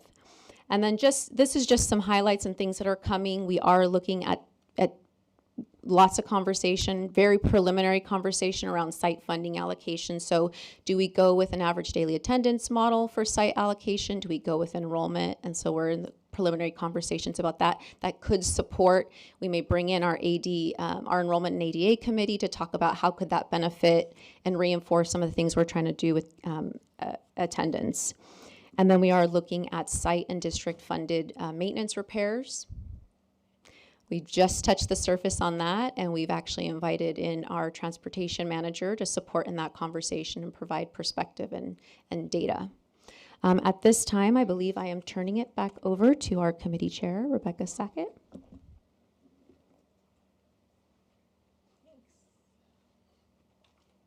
Oh, yes, so this is it. So what you saw is basically what we have in our committee meetings, where we get to hear all of these overviews and we ask questions. And as you heard, things that we've been hearing in the past 2 meetings have been, we've provided feedback and they've taken it back to their groups and made adjustments. So that's how we function. And what do I say, Ron? I will just say one last thing before asking for questions. As I mentioned earlier, there is no way that cabinet or just Jennifer and I can drive this. It really is going to take everybody. So having these 4 committees, which meet on a regular basis, as well as the Community Budget Advisory Committee, which gives us those guardrails and also comes up with lots of great ideas on their own. This is critical to the long-term success. It's critical to long-term stabilization. So I look forward to continued efforts, and we will turn it over to you for questions.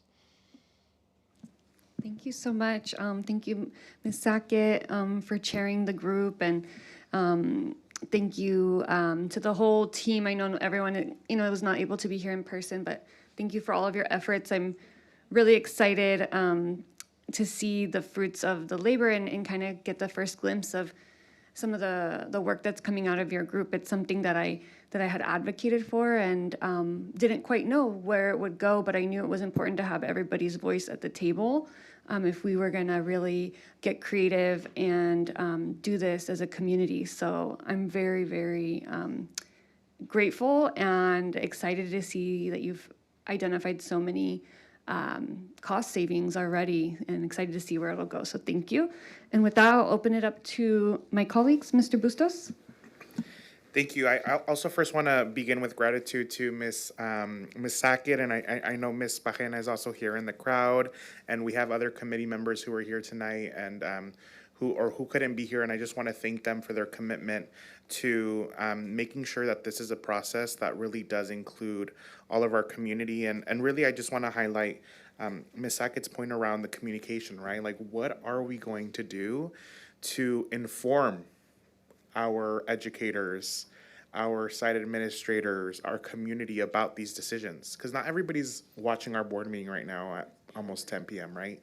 And so when you take away a teacher's printer, it can create some issues, right? And so that communication piece is so critical for us to be able to communicate that. So I think just as important as actually creating and finding these solutions, it's the way that we're going to communicate that to folks to make sure that folks understand why these decisions are being made. So I just want to highlight that and just want to point to that as well and know that that's also priority for me, and I want to hear more about what that plan is going to be to communicate that. The other point that I wanted just to touch on, which is back on page 17 related to the hotspots. I appreciate that this is a cost-saving measure, but I also want to make sure that there isn't any type of unintentional consequences to scaling down on these hotspots and making sure that, like, even though that is a step that we're taking, it's also not impacting our students' abilities to, access the internet while they're at home. Agreed. And I would say that we hovered around this for months because we knew that it could have unintentional consequences if we weren't mindful of particular groups of students that need access to the hotspots. And so given the limited time of the presentation, I wasn't able to share. There's criteria. We have foster youth, McKinney-Vento, students enrolled at Sava. Like, there are particular priority groups who their service went uninterrupted. And so by January, when the students returned from winter break, Mark and I held our breath because we thought, did we miss anything? And it was minimal. one handful of students who maybe, for whatever reason, something wasn't communicated or didn't receive something, or just came in and the hotspot had been deactivated, and literally with a checkout through Destiny, the hotspot was reactivated within hours. So yes, there is specific criteria that we'd follow to ensure that that's not the case. Okay, and that's reassuring to hear. And so I guess my question around that, historically, how were hotspots actually, like, let's say, checked out to the student? Who was the main person on the school site that was doing that? So I may bring Mark Rodriguez up to answer. Part of the reason why we chose this is because there was no systemic way of doing this. And then, right, so that's the very short answer, and I know there's he can speak to the staff who's in charge of this, but really, and at the launch of distance learning, there was this mad dash to ensure connectivity was enabled for everyone. And so sometimes in those mad dashes, that's where those lack of systems, right? And we know better, we do better. And so that's kind of where we are now. But Mark, I'm not sure if you want to add to that. Good evening. Yeah, so during COVID, there was a mad dash. So we were just buying whatever we can get our hands on. There was an absolute need for the devices. We actually started with, right before COVID hit, we only had a couple hundred of hotspots. Once COVID hit, within a year, we went up to 18,000. We had a fleet of 18,000 devices. And the checkout process was really whatever we could get our hands on, we were giving it out to the sites. The library of media techs were the ones that were checking it in and checking it out to the kiddos. Can I ask him to clarify something, because I think this will be helpful? I recall when you guys first started talking about this, that you guys knew that there were devices that were not being used at all. Correct. Yeah. So if you can share like how that played into this decision making as well. Sure. So prior to the deactivation, IT and Ed services, we've been deactivating hotspots. So the way we did that was we based it on usage. So we would track to see if there's been zero usage the last 6 months, and we would just turn it off. We did communicate to the sites that we will be turning them off, but they would be given the opportunity to reactivate them. And it takes 24 hours. As soon as we get that information, we will reach out to Verizon, and they'll get reactivated again. And then just my final question on this round for me is let's say that they're now, with the current system that we have, if there was a student that came to their LMT and was like, hey, I need a hotspot, what is the turnaround for that student to receive a hotspot? Right now, we're telling the sites 24 hours. Okay. Typically, it is quicker than that. Verizon's really quick, but we say 1 business day. So as soon as they give what we call an IMEI number, so it's a number that's behind hotspots. As soon as IT receives that, we'll contact Verizon and it'll turn it back on. Okay, great. Yeah. Thank you so much for that information. Sure. Ms. Magdaleno? Yes, I just want to thank Ms. Sackett again. You know, being chair is a very important role and also a very powerful one, you know. And also the other members who are part of this committee.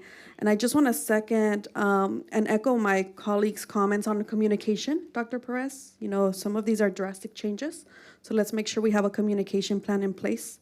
Really quick, I had a question on the ADA section on initiative number 2 on the average daily attendance. I see there's 3 different initiative 2, there's 3 different components of that. So my question is, are we not already actively doing this? And if we are, what is the change that we're gonna make? So we are actively doing it. Some of the changes that we have done already is we do the data analysis within support services, and we provide the data already analyzed to school sites with recommendations based on the trends that we see. So school leadership is now receiving it bi-weekly, so their attendance liaison is providing that. They're sitting in at the cost meetings, and they're helping to sites make decisions as to what are the next steps or what are the next appropriate interventions. So in regards to data-driven early identification, it was a mind shift, because when we typically think of absences, we're concerned about chronic absenteeism, but we're not thinking about the day-to-day absence where the student is losing instruction. And so at the launch of this year, it was training for our school counselors, for our school admin, that even if it's for an excuse, like a medical, an illness, mental health, a personal, even if it's a suspension, that it warranted another conversation, like a student success team meeting. We call it a student attendance review team meeting, and basically it's trying to get to a root cause. So the second piece that we initiated this year was, as part of the trainings, is doing a root cause analysis, and the form just logically helps in a sequential manner through restorative questioning, have that dialogue with the family so we get to the root cause. So are we dealing with a situation that is school refusal and it's anxiety-based, or are we dealing with school avoidance, which is a barrier-based? So is it like transportation, is it housing? And then we're able to intervene. In regards to the second bullet, which is the restorative outreach, is again, now our documentation includes and our training includes those restorative approach with combined with root cause analysis. And it helps give a decision tree, so it combines not only what you see as the outcome from that assessment of whether school refusal or school barrier, it links it to the appropriate intervention for follow-up. And the last one is we have a new ed code for attendance recovery. We're calling it learning recovery, and it's a partnership between my department and Expanded Learning, so that school sites have an option to recover daily attendance either on a Saturday or during the week after school. Thank you. I hope we can get some data and see if this is actually working, because that's great. Thank you for that. Really quick, I just have some comments for the rest of the committees. For facilities, thank you for such, environmental friendly initiatives. I really appreciate that. Thank you for that. What else? And I also wanted to do a comment about the hotspots. So when we first started taking them away, I got a call from a parent, and I let Dr. Perez know right away. She was worried, hey, I requested a hotspot for one of my students. They said the district has to approve it. And I was just like, well, let me know if they don't, or let me know how long it takes, right? If you have any issues, I'll reach out, right? And I let Dr. Perez know of this call that I received, and I didn't hear back from the parent. And I was like, okay, let me follow up 2 days later. And it was good news, right? She said she got it right away the next day. So just wanted to let you know there was no issue. She got it. She requested it, after school that day, and she got it the next day in the morning. So I just want to thank you and let you know in this one incident, it is working. So. And I know there's no question for me, but I just want to add this comment because it speaks to something that I've heard you all mention is very important, and it's the communication plan. I attribute what you just shared to the communication plan that our team invested so much time. And we were ready to launch early December. And when we consulted with additional administrators and we heard, we've got grading coming, we've got we paused and we said, it's not worth it. It's not worth the disruption. We waited another month, and we knew that in the long term, it would pay off to spend that time communicating with all of the different audiences who needed to know what was happening. So know that we hear you, and that we actually, it's been implemented, and this is a success case, and we hope to replicate that as we continue on with other initiatives. Thank you. And also props to our staff at every school site. When you get this request, I know you guys are going to go above and beyond to make sure our students have that right away, as soon as possible. So I just wanted to thank you for that. And really quick, for site funding for the... Ms. Magdaleno, can we put you back on the speakers list? I have one more comment, and I'll be done for the night. Let's circle back. Let's circle back, because a lot of folks have a second round, so we'll just do a second round. Okay, thank you. Ms. Lebsack? Yeah, thank you. I mean, wow, that is a lot of work and a lot of analysis and looking deeply in how we can kind of shave things and mold things. I do have a question. I was wondering about did you get to look, or maybe in the future, will you be looking at the $15 million transportation issue that we're spending on special education? How can we make that more efficient? Proud to announce that we will now have a 5th internal budget committee, which is the Special Education Committee. And our executive director of special education will be leading that committee, and we'll be recruiting members, and you'll be hearing from 5 committees pretty soon instead of 4. Oh, wow. Okay, great. And then I have another question, because I did get somebody sent this to me. I think it deals with number 15, I think slide 15, no, 18, about the overtime expenditures. And someone asked that about $7 million was allocated to classified staff for overtime, and asking why between the fiscal year of July 2025 to present, and kind of like giving an analysis of that. So just in how you've asked the question, the answer is no. There wasn't, because every department has their own budgeting, and the analysis that we've done so far has been very, very high level, and only for classified. And so in our initial review, there hasn't been one department that has spent that. And I think I heard you ask, or you said budgeted. And so that's allocated. Oh, allocated or budgeted. We haven't seen that. The data that we have has been supplied to us through our payroll department. So it's what's actually been paid out for, say, by group, activity monitors, instructional assistants, custodial, security, DSOs. And so we have buckets, we have categories, and we have big dollar amounts by year for the last 2.5 years.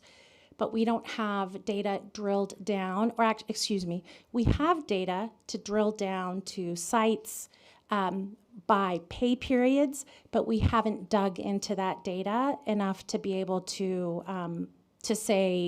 even offer any recommendations at this point. So at the initial overview of what we've seen, and again, I'm happy, it's a lot of data, it's a lot of numbers.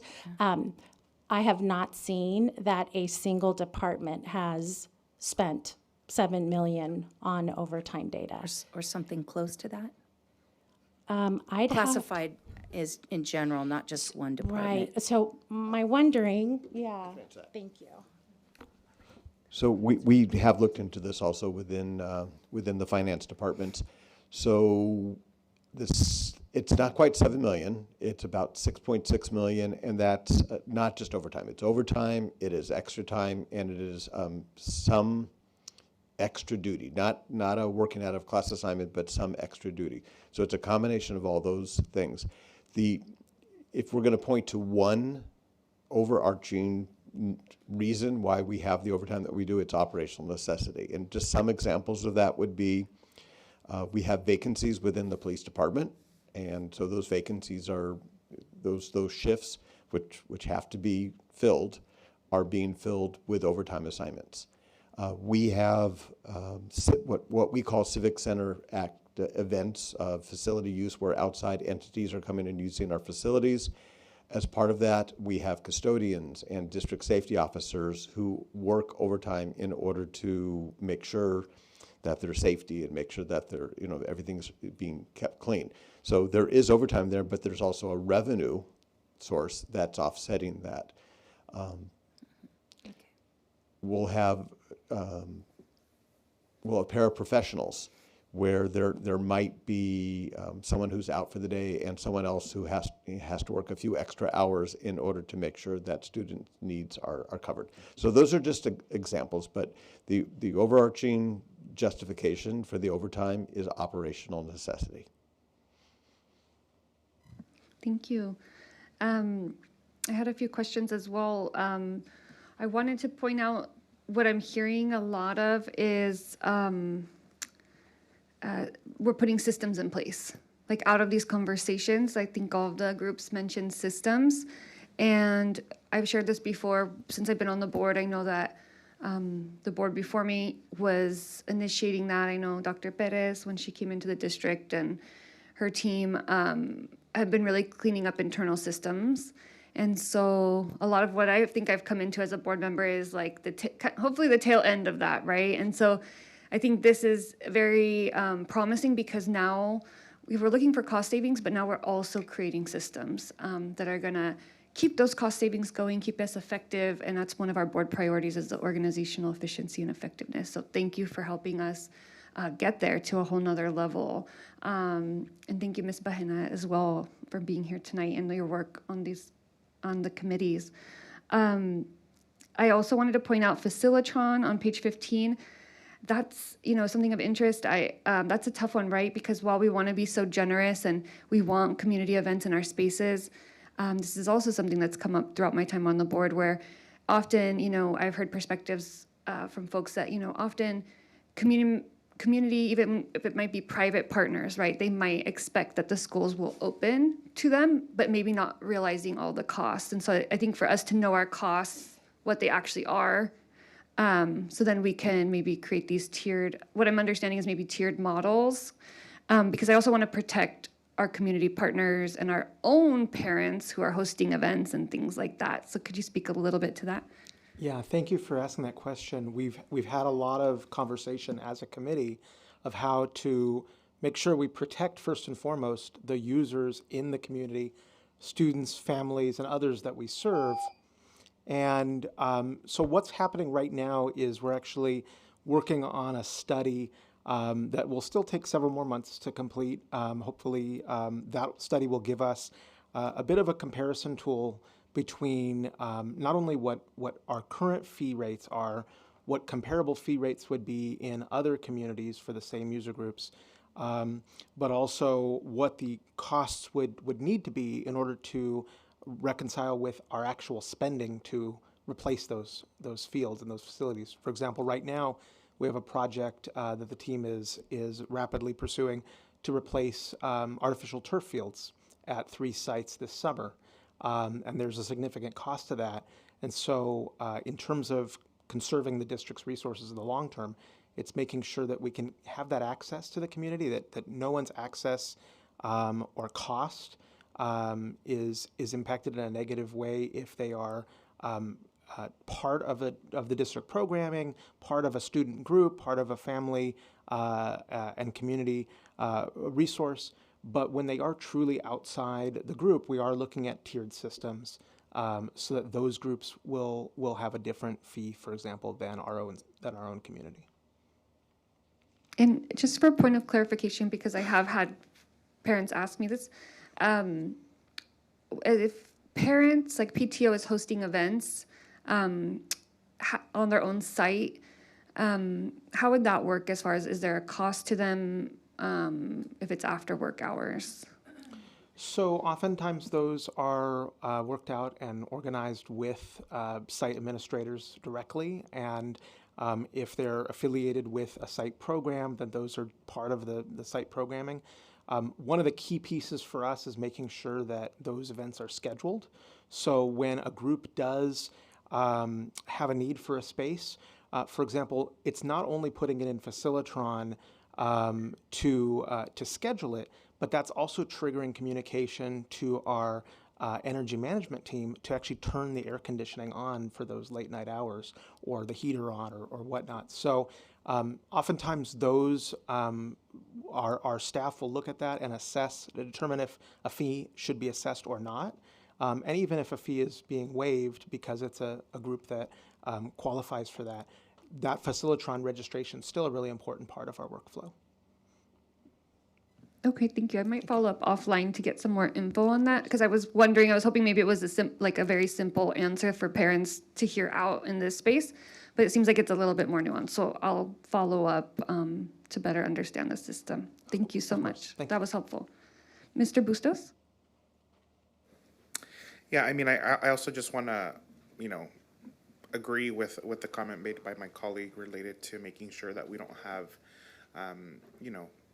it's more difficult for, groups who serve our students currently, who have long-standing relationships with the district, make it more difficult for them to use our facilities. I think that if we're looking at, and when we look at our rates, it's also making sure that assessing like what our own district policies are for like those groups. And so I'm also curious to learning more about that, if that, if those are changes that are being proposed.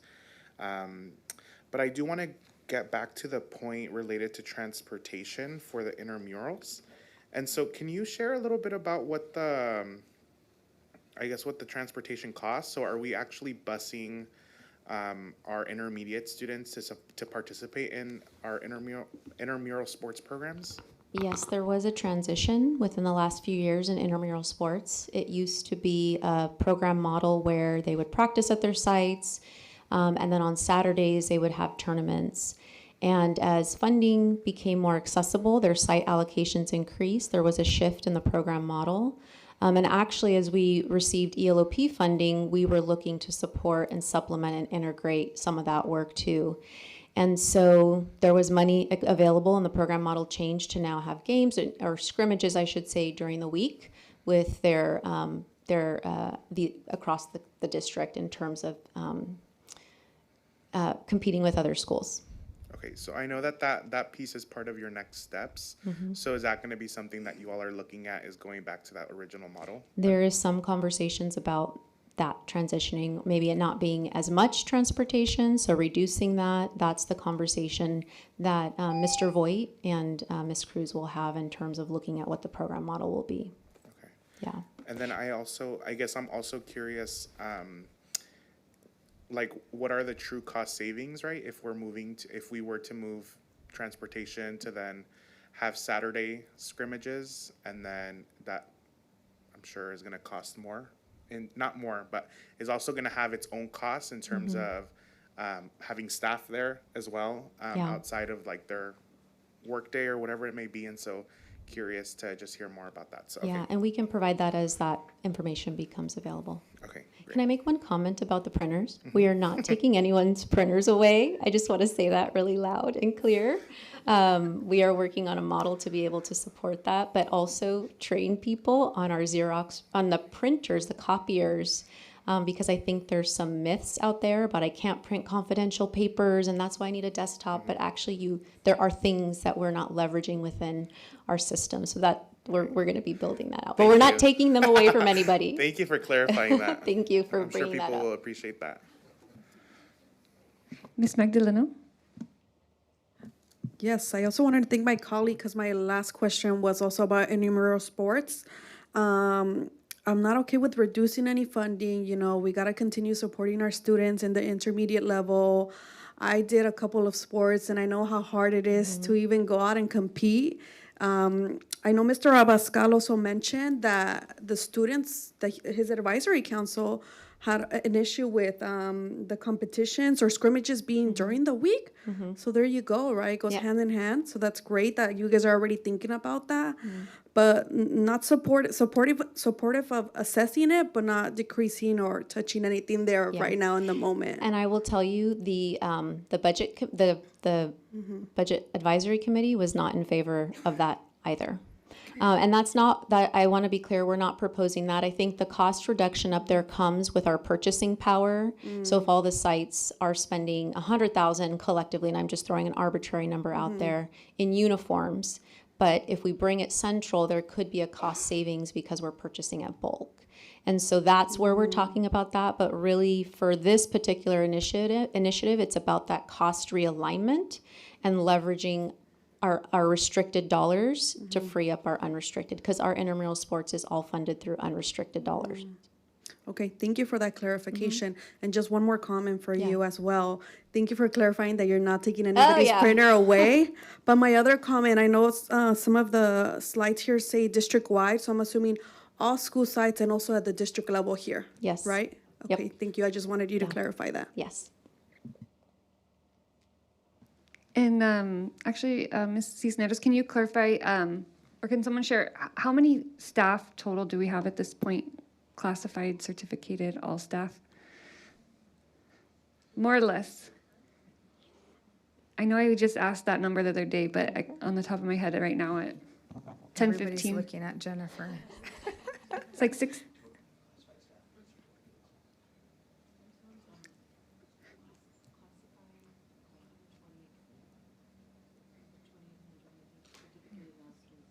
About 2,800 classified and 2,600 certificated. Okay, so like 54. She will put it in. She can put it in a B2B. Okay, if you'd thank like. you. Sorry, it's late. My processing is slowing down, and I didn't mean to put people on the spot. And I literally just asked for this number the other day. I think Dr. Perez and I were talking about this. But the reason I brought it up is because when I saw the number of desk printers, and I'm really not going to be popular, but it's almost 2,500. So it's almost like half of our staff have a personal desk printer, or they're somewhere, right? Yes. Hanging out. I do want to say we have to also, now that we have the list from the vendor, we have to assess how many of those are not even functioning printers. Okay. It just seemed like a lot because I know as a school staff I have one, but it's because I'm, like you said, so I was glad that you're identifying those, and I'm seeing you're identifying those nuances and hearing people's input. I'm in a completely different building, and it's like it's like a walk, and it doesn't print color. And when I have to do bulk, it is a pain, right? It's not efficient. Yes. And then you go to the printer, and then, it's a mess. So it's not the best use of staff time, too, sometimes, right? Yeah. So I understand. But also, I really appreciate the fact that you guys are identifying that. I think the service, right, and just analyzing how we can do things. I also heard the print shop and other groups also speak to just what systems and teams we already have in place and how we can invest more into them as well. Maybe underutilized gems that we have internally. So that's really exciting. I did want to ask on page 7, if someone can speak to the facility limits piece. I wasn't quite sure what that was referring to, and I want to make sure I understand. So going back to that piece is just in working with facilities, if there's been changes to the building. So if there has been like a building that has, the rooms have transformed to become something for STEAM or to support something for CTA programming, or it has been remodeled for like a transitional kindergarten. So it's just that what is the facilities now? How is it being used, and the capacity? Okay, thank you. And I asked that because it just kind of, I know superintendent, we've had conversations about just like how are we utilizing our spaces, how are we making sure our programs remain robust as, at the site level, or maybe less enrollment. And so I wanted to kind of make sure it seemed a little bit related to that. So I'll be interested to see what the analysis is of how our sites are being used and what programs we're being able to maintain for our students despite the declining enrollment. So thank you. You're welcome. Okay. Well, Ms. Magdalena? Yeah, just a point of order. It's almost 10:30. Should we extend it to midnight? I think we're having a good time. I make a motion to extend to 11 p.m. You think that should be fine, right? Yeah. I'll second, but I will say I will suggest that we forgo board comments or discuss reducing them later, since we're going to pass the 10:30 mark. That would be my suggestion, but I'll second. That's fine. Okay.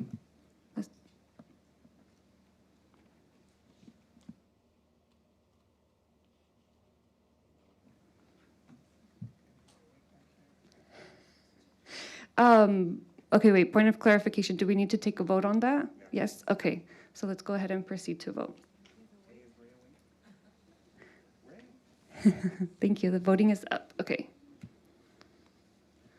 Okay, so 4 yes vote, Dr. Alvarez no, motion carries. Okay, thank you. Okay, did we have any other comments or speakers for this item? Okay, seeing none, I just want to, again, thank you all. This was a really robust, helpful conversation. So thank you for all the work that went into this, and thanks to everyone, Ms. Bahena and everyone at home. Thank you.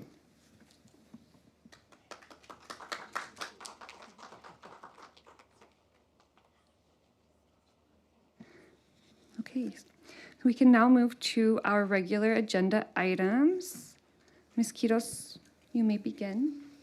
12.1, approval of certification of second interim report.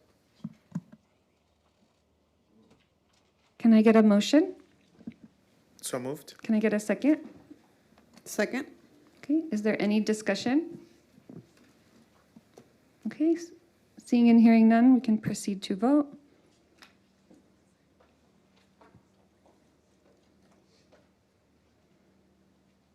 Okay, with a 5 yes vote, motion carries. Item 12.2, approval of memorandum of understanding with Santa Ana Educators Association regarding community schools academic coach and community schools behavior coach positions. Okay, can I get a motion and a second? So moved. Second. Okay, any discussion? Ms. Lepsak? Yeah, I was wondering if someone could explain the 8% stipend for these positions.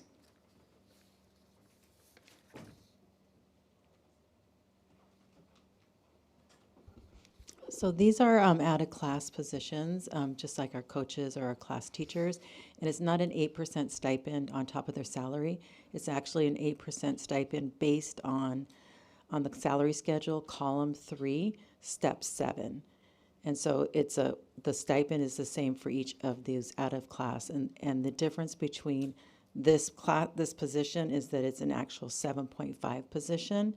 So that's where the stipend comes in for the extra hour.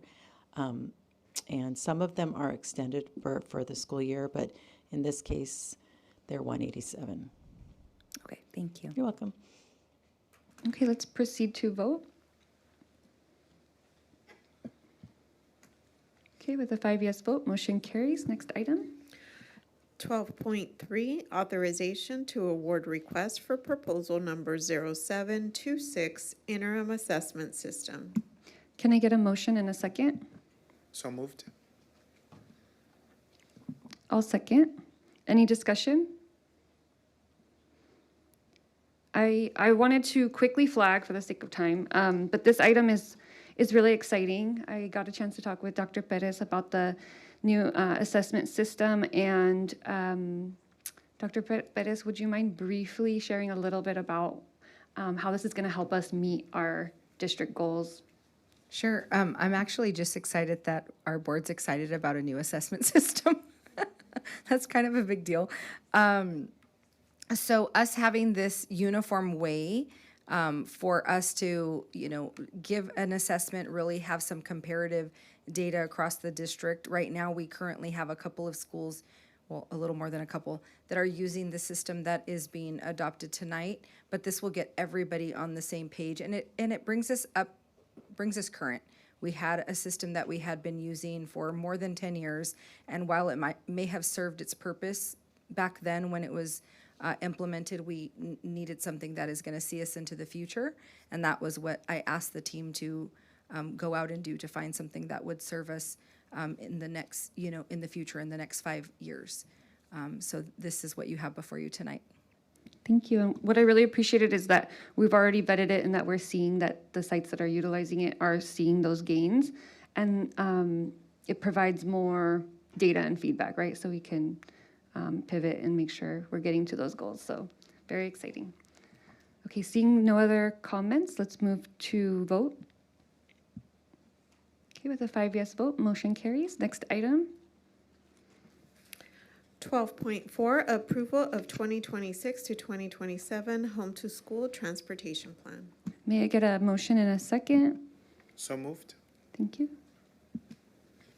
Second. Any discussion? Okay, Mr. Bustos? Oh, let's proceed to vote.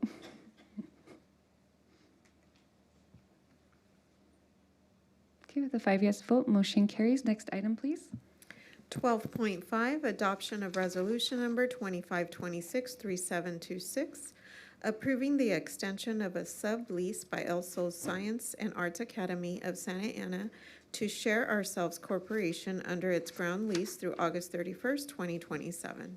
May I get a motion and a second? I'll motion. Can I get a second? Oh. Go ahead, Ms. Lopes. Second. Thank you. Any discussion? Okay, let's prepare to vote. Okay, with a 5 yes vote, motion carries. Next item.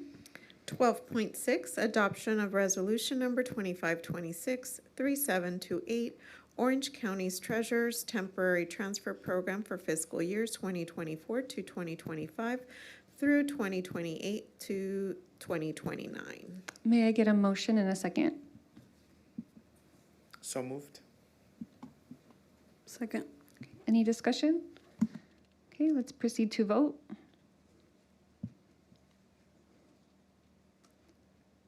With a 5 yes vote, motion carries. Next item. 12.7, adoption of resolution number 2526-3729, Fiscal Stabilization Plan for Santa Ana Unified School District. Okay, can I get a motion and a second? I'd like to make a motion to approve, just with a request that we add in section 6, the Special Education Committee that was mentioned during the presentation today. We can do that. Okay, I'll go ahead and second that. Okay, any discussion? Mr. Bustos? Yes, just quickly, Mr. Hacker, if you can just answer this quick question. Can you share, is it required for a board to pass a fiscal stabilization plan? So the County Office of Education, in their second interim guidance, strongly recommended that districts that have deficit spending pass a fiscal stabilization plan. Okay, and then can you just quickly share what the purpose of this fiscal stabilization plan is? The purpose of the fiscal stabilization plan is to communicate to the county office as well as to all of the educational partners everything that the district is doing to reduce the structural deficit. We want a strong we want a strong sense of confidence that that OCD has that strong sense of confidence that we're doing everything possible to address the structural deficit, and then we owe that same message to all of the educational partners that are affected by our structural deficit. Great, thank you for explaining that.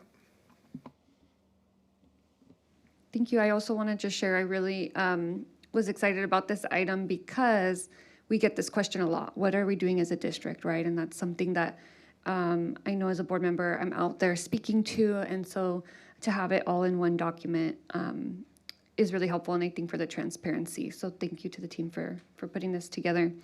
We can go ahead and vote. Okay, with a 5 yes vote, motion carries. Next item. 12.8, adoption of revised board policy 6142.8, comprehensive health education. Okay, can I get a motion and a second? So moved. Second. Thank you. Any discussion? Okay, Ms. Lebsack? Oh, I forgot. I forgot. I thought we were on 12.7. That's okay. But anyways, with 12.8, I wanted to ask, because part of the board policy says that we work with community agencies. I know back in 2019, we did work with Planned Parenthood. We had an MOU with them. I didn't know if that was a 5-year MOU. I didn't know if that was renewed, or if, do we still work with Planned Parenthood, or what other agencies do we work with health education, and who's going in and teaching our students? It's actually our teachers. Okay. So our teachers have been thoroughly trained on the curriculum. They are the ones that are providing instruction. We work with no outside agencies to provide anything for our students. It really is just our teachers. Okay, great. And has the district been consistent? Because part of the board policy was about the opt-out of notifying parents and giving them opportunity to opt out. Has the district been consistent in notifying parents about surveys and health ed, sex ed instruction at least 14 days before it's administered or taught in school and let them know that they can opt out? And if so, how do we notify parents? We have been notifying. They have to notify parents 14 days before, right, instruction or anything like that. We have a timeline that's actually given out to school sites. So I have here that the letters and training information was sent out the last week of January. We have a window during which this is taught. If a school wants an exemption because we'd like all of this taught before spring break, they would actually, we have a list of folks, but we also know that they have sent out letters notifying everyone as well. So we keep that data. Great, okay. I do have another question, but I can wait.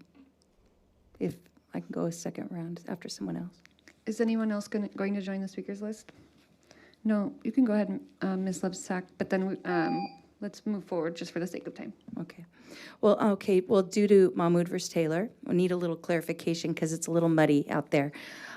Besides notifying parents that a survey or sex ed will be given based on, the ed code, do we also notify them about the content of the surveys or instruction that may contradict their religious beliefs, such as the teachings in our Positive Prevention Plus curriculum that normalize many gender identities? In the curriculum on page 465, it does say they normalize trans, neither, both, fluid, starting as young as 2 years old. So do we let our parents know? They are given notification about the instruction that's going to take place. We give them the right to actually review materials. We give them the right to opt out. We give them multiple rights, and all of that is stated to them. So any parent who wants to preview curriculum has the ability to do so. So they can preview it, but we aren't actually notifying them on the content if it could go against their religious beliefs. So according to Mahmoud versus Taylor, is that only for elementary, or does it also apply to secondary? So Mahmoud versus Taylor was related to elementary. What we notify parents of is, what is going to be covered in comprehensive sexual health education, not necessarily going through every chapter module within the curriculum for them to see, not that I am aware. No. So they are notified, but if they do have questions, if they do have strong religious beliefs, again, they are notified that they have the ability to preview the curriculum, come in and talk to us. We are open to have any conversation and to have them see it. So even if they're in secondary grades, they can still opt out not only of HIV prevention and sex ed, but they can also opt out of anything dealing with gender identity or sexual orientation, whether or not if it has sex ed related to it. Is that correct? Yes, that is correct. We have given everyone the ability to have the opportunity to opt out if it goes against their religious beliefs. Okay, thank you. Okay, let's prepare to vote. The 5 yes vote, motion carries. Thank you. At this time, we will go to new and revision of existing board policies for first reading. No action is required. And Ms. Quiros, you may begin. Item 13.1, Board Policy 5113, Absences and Excuses, revised for first reading. 13.2, Board Policy 5113.1, Chronic Absence and Truancy, revised for first reading. 13.3, Board Policy 6146.4, Differential Graduation and Competency Standards for Students with Disabilities, revised for first reading. Thank you, Ms. Quiros. I'm going to open it up if folks want to suggest that we do board reports. I'm okay with skipping. I'm leaving it up to the team because I know we're past our 10:30 mark and we're going to hold this, staff. But if anyone wants to motion to do like a shorter version, or how do you? Okay. So let's go ahead and do 3-minute comments, and we'll begin with Ms. Magdaleno. Would you like to start us off? You see, Ms. Lipsack, I'm first today. Oh, wow. I don't know if you noticed, but I'm wearing my Boca de Oro shirt. I just wanted to give them a great shout out. It was this past weekend. I was there. It was an amazing time. So I just want to give a shout out to all of our amazing staff, our teachers, everybody who went to support our students, our amazing students for performing. I was able to see a little bit of everything, right? Godinez Theater, they're performing. Santiago, Car, Century. So it was just great. So I just wanted to give them a shout out and thank everybody who was involved in it and for keeping it in downtown Santa Ana, bringing business back to our community and to the downtown area. So thank you. I also wanted to say Happy International Women's Month. I have 3 sisters and my mom. So my dad was lucky enough to be surrounded by amazing women like myself and my sisters and my mom. And our first dog was also a girl. So my dad is very lucky, but I also want to thank all the lovely ladies in the room. You guys do amazing work for our students day in and day out. So I just want to recognize you all. And last but not least, I also want to thank Rudy from the NAC who came in to talk about all the stats, all the amazing work that they're doing. Our students are applying to colleges left and right, and not just in-state, also out-of-state. I'm a proud product of the Nicholas Academic Center, and just the growth I've seen since I was there, it's just amazing, and super proud of the work that Rudy has been doing. I actually met Rudy as a student at Santa Ana High School. He was my advert tutor. And when I graduated in 2016 from the NAC, that's when he started working there. So we didn't cross paths then, but we met again, because once you're a part of the NAC network, you're always a part of the NAC network. So just trying to get involved again. We reconnected and we're like, hey, you were my tutor. So it's just funny how things work out. And I just wanted to thank him for coming out and just talking about the work that he's doing there. Thank you and good night. Thank you. Thank you, Ms. Magdaleno. Ms. Lepsak?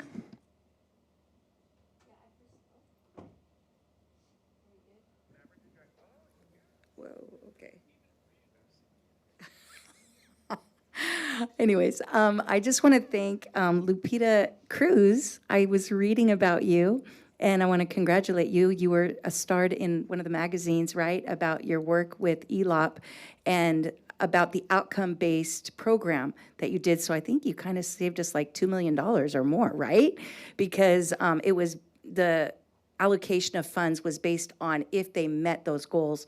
And then you did a pilot program first, scaled it and made it larger, and had a big increase in outcomes as far as academic outcomes for our students after school. So thank you and congratulations for that. Yeah, thank you. She deserves it. I've been having a lot of fun going and visiting a lot of middle schools right now and some of our K through 8 schools, and really want to say thank you to our custodians because we have some very clean, inviting, beautiful schools, and they just keep it really, really nice, and I appreciate that. And I had fun going to Read Across America. I know a lot of us did. Got to do a lot of St. Patrick's things with the students, and it was so great to be back in the classrooms because I really, really missed the kids being retired now. And I was amazed when I went to Washington because I hadn't seen the full remodel and what they did on their blacktop. I mean, I'm really into playgrounds because, I was an adaptive PE teacher. So just seeing how they tied in the education with a very colorful just with the fraction. I know a lot of schools are doing this, the fraction ball, tying in science, tying in numbers, math. It was amazing. And all the murals on the walls that, weren't there before. I was really blown away by just how beautiful Washington is. And I know we're going to I'm seeing a lot of that at a lot of the schools. And so I'm just really enjoying getting to sit down also and meet the principals, get to know them as a person, not just a name on a flow chart, so that's been really refreshing. So thank you. Okay, Dr. Alvarez? March is Arts Education Month. So I just wanted to talk a little bit about that. During the last couple of weeks, we've seen art everywhere nonstop. Last week we had Suzuko at Santa Ana High School, Spamalot at Valley this week, the Godinez Instrumental concert, and then we had Boca de Oro. And in addition to that, the same day, we also had the color guard competition over at Segerstrom. I'm really proud of the art educators, and I'm really proud of all of our talented kids out there. I introduced Dr. Perez to one of my kids that she plays 16 instruments.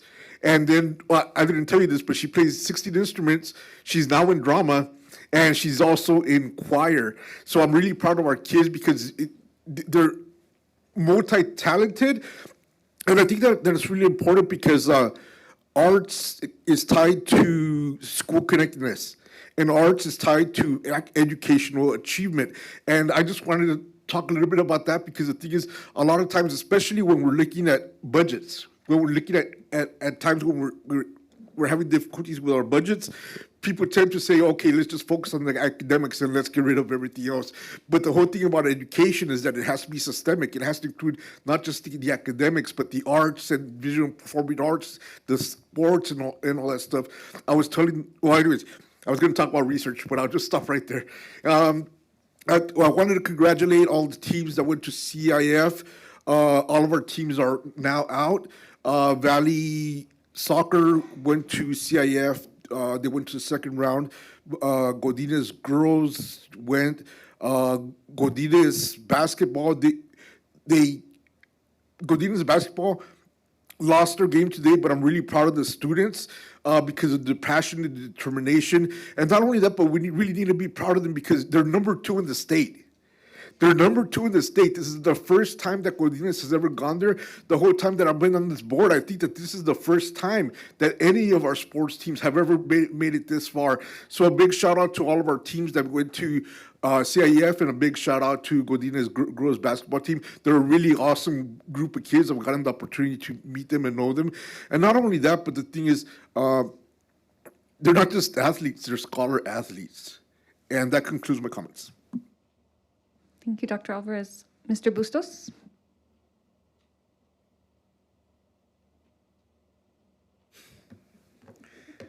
Thank you. I want to begin by thanking all of the school sites that welcomed me for Read Across America last week. King, Monroe, Santiago, Esqueda, MIT. It was a beautiful opportunity to be able to read my favorite book to the students, Paletero Man. If you know me, you know that's my book now.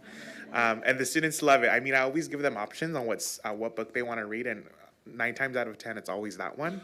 And so it's a beautiful book because it's bilingual, and it represents our community. So yeah, it was just very nice to be able to be with them. I also want to thank Henninger, Reach, and Davis, who also welcomed me to their campuses last week for different site visits and just being able to engage with our educator students and just look at the amazing work that's happening in the classroom, and just all of the amazing programming that's happening across our school sites as well.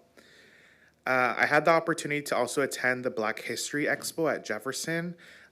If you all haven't attended, I recommend you attend next year, but this is actually an event that was started by a parent, Heather Smith. So I want to give her shout out for what she did to organize that Black History Expo, because she saw that her child needed a space to feel represented, to feel seen, and that there were other students on that campus that needed that as well. And so, but also another opportunity to be able to learn for our students who might, who aren't African American, to learn about a different culture, different identity, and really find ways in which, our identities really also, there are a lot of similarities. And so I want to just highlight that and give them their flowers. I had the opportunity to also attend the In the Heights musical. I know Dr. Perez was there as well. Before the musical began, I had the opportunity to go backstage and talk to the students and really just share my admiration for the fact that they were doing the musical that they were doing in the time that we're living in right now, and the importance of them being on stage, acting and singing in both English and Spanish, and the history and the story of In the Heights. If you haven't had the opportunity to watch it, I encourage you to watch it. And so It was just beautiful to be able to see that showcase and that pride on the stage. I want to thank our HR department for meeting with our counselors this week related to the STIRS audit reporting, or the report that happened. I know that there's been a lot of questions, and I appreciate you all creating that space to answer those questions. I know you all have been working with the union for some time now to address those questions and really address the issue. And so I appreciate you all creating that space for the counselors. And then finally, I just want to highlight Las Mujeres Luchonas de Santana. Like, thank you all for what you do. You are the reason Santana is what it is. Our mothers, our educators, our bus drivers, I mean, like everybody, all of our women that make this city what it is. Thank you for what you do. Thank you.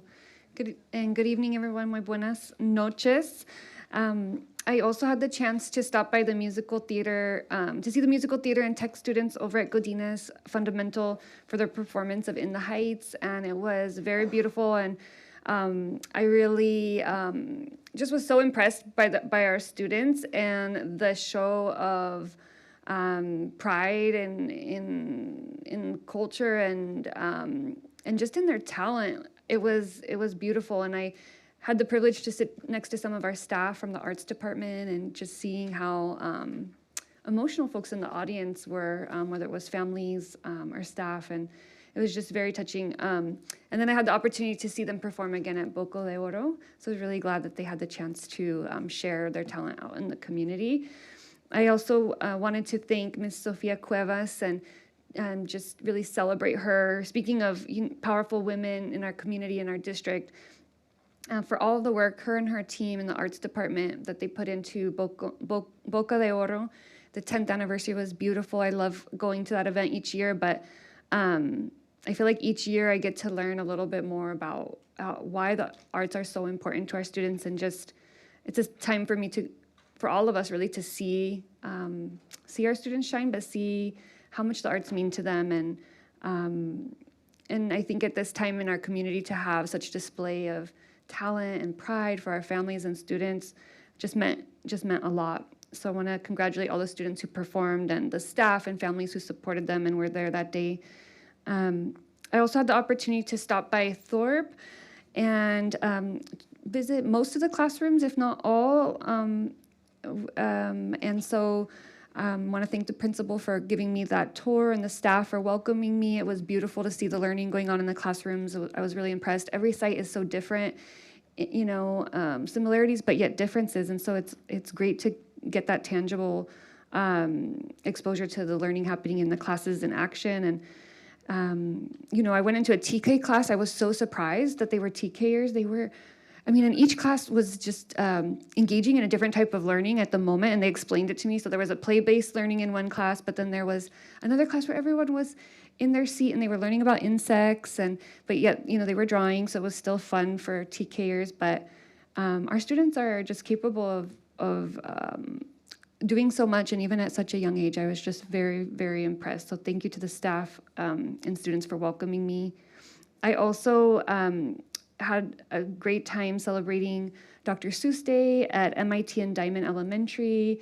I want to give a shout out to our Valley students who came out to Diamond. Many of them went to Diamond and experienced reading with a high schooler from Valley when they were an elementary student, and now came back to read to the next generation. So it was a beautiful week of reading with our students and just seeing our goal in action. That was the best part. So that was half my comments. I'll get to the next time. Thank you to the team for getting us through these time points that we're trying to make, and for the staff, right? We're trying really hard to get you guys home too. So thank you, everybody. And with that, having no further business to come before the board, this meeting is adjourned. The next regular board meeting of the Board of Education will be held on Tuesday, March 24th, 2026 at 6 p.m. Thank you.